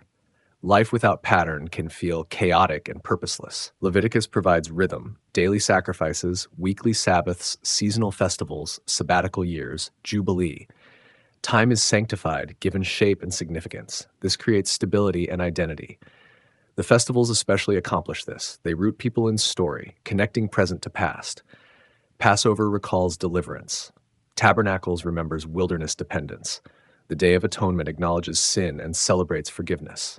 These observances make abstract theology concrete and experiential. Leviticus also confronts death and decay. Purity laws address bodily discharges, disease, and death, all signs of a world fallen from Eden's perfection. The regulations acknowledge brokenness while providing paths through it. Life continues despite death's presence. Cleanness can be restored. This realism about human existence matters. Leviticus does not pretend away suffering, disease, or mortality. It faces these realities squarely while insisting they need not have final word. Ritual provides means of processing trauma, grief, and fear. The system addresses psychological and spiritual needs, not just theological ones. The priesthood represents another key element, the need for mediation. Humans cannot approach God casually. The sanctuary is dangerous. Holiness can consume. Priests stand between, making approach possible. They represent both God to people and people to God. This mediatorial role acknowledges human limitations while providing access. We need help approaching the holy. We require guidance and representation. The priesthood fills this need, showing that relationship with God, though desired by God, requires careful navigation. For Christians, Jesus fulfills all these roles: sacrifice, priest, mediator, atoning offering. Leviticus's structures find their completion in him. Yet, the book remains valuable even for those who believe it's fulfilled. It shows what Christ fulfilled, explains why his death matters, and provides categories for understanding atonement. Jewish tradition continues engaging Leviticus directly. Though sacrifice ceased with the temple's destruction, the laws shape Jewish identity, ethics, and practice. The holiness code guides moral life. The festivals structure the year. The book remains living Torah, studied and applied, not merely historical artifact. For all readers, Leviticus raises ultimate questions. What does it mean to be holy? How should communities organize themselves? What obligations do we have toward God and neighbor? How do we deal with sin and failure? What makes for justice? These questions transcend any particular religious tradition. The book's enduring relevance lies in its comprehensive vision. It does not separate worship from ethics, religion from economics, spirituality from social justice. It envisions an integrated holy life where every action reflects divine character and every relationship embodies covenant faithfulness. Leviticus challenges shallow religion content with ritual observance while tolerating injustice. It confronts hypocrisy that claims holiness while oppressing the vulnerable. It demands consistency between worship and daily life, between what we profess and how we live, yet it also offers hope. The sacrificial system shows that failure need not be final. The Day of Atonement demonstrates God's willingness to forgive and restore. The Jubilee reveals divine commitment to justice and renewal. Leviticus presents a God who takes sin seriously but delights in mercy. The book also reveals divine accommodation. God could have remained utterly transcendent, unapproachable, separate.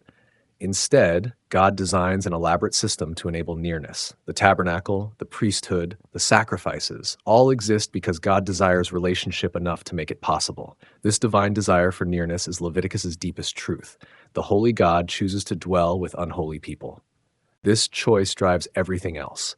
The laws exist to facilitate this astonishing reality: God with us. Leviticus concludes not with an ending but an ellipsis. The story continues. The journey from Sinai to Canaan lies ahead. The laws will be tested. The vision will be pursued, often imperfectly. Failures will come, yet the covenant holds. God remains committed. 3 millennia later, the search for holy common life continues. Humans still struggle with sin, injustice, and brokenness. We still yearn for meaning, purpose, and divine presence. We still need structure, forgiveness, and restoration. The questions Leviticus addresses remain our questions. The book offers not easy answers, but a vision of God dwelling among people, of communities shaped by justice and mercy, of lives oriented toward holiness, of relationships restored through grace. This vision, proclaimed from an ancient mountain to a wandering people, echoes still. Leviticus matters because it insists on taking seriously both human sinfulness and divine grace, both justice and mercy, both individual responsibility and communal solidarity. It refuses to simplify what is complex or to compartmentalize what is integrated. It matters because it shows that God cares not just about souls, but about bodies, not just about worship, but about economics, not just about belief, but about behavior. Religion that does not touch all of life is not the religion of Leviticus. It matters because it presents a God who is both utterly holy and relentlessly committed to relationship. The transcendent God becomes immanent. The separate God draws near. The holy God makes holiness possible for the unholy. Ultimately, Leviticus matters because it testifies to an ancient, persistent hope that God and humanity might dwell together, that holiness might transform communities, that justice and mercy might prevail, that the sacred might permeate all existence. This hope endures. The search continues. The vision beckons still.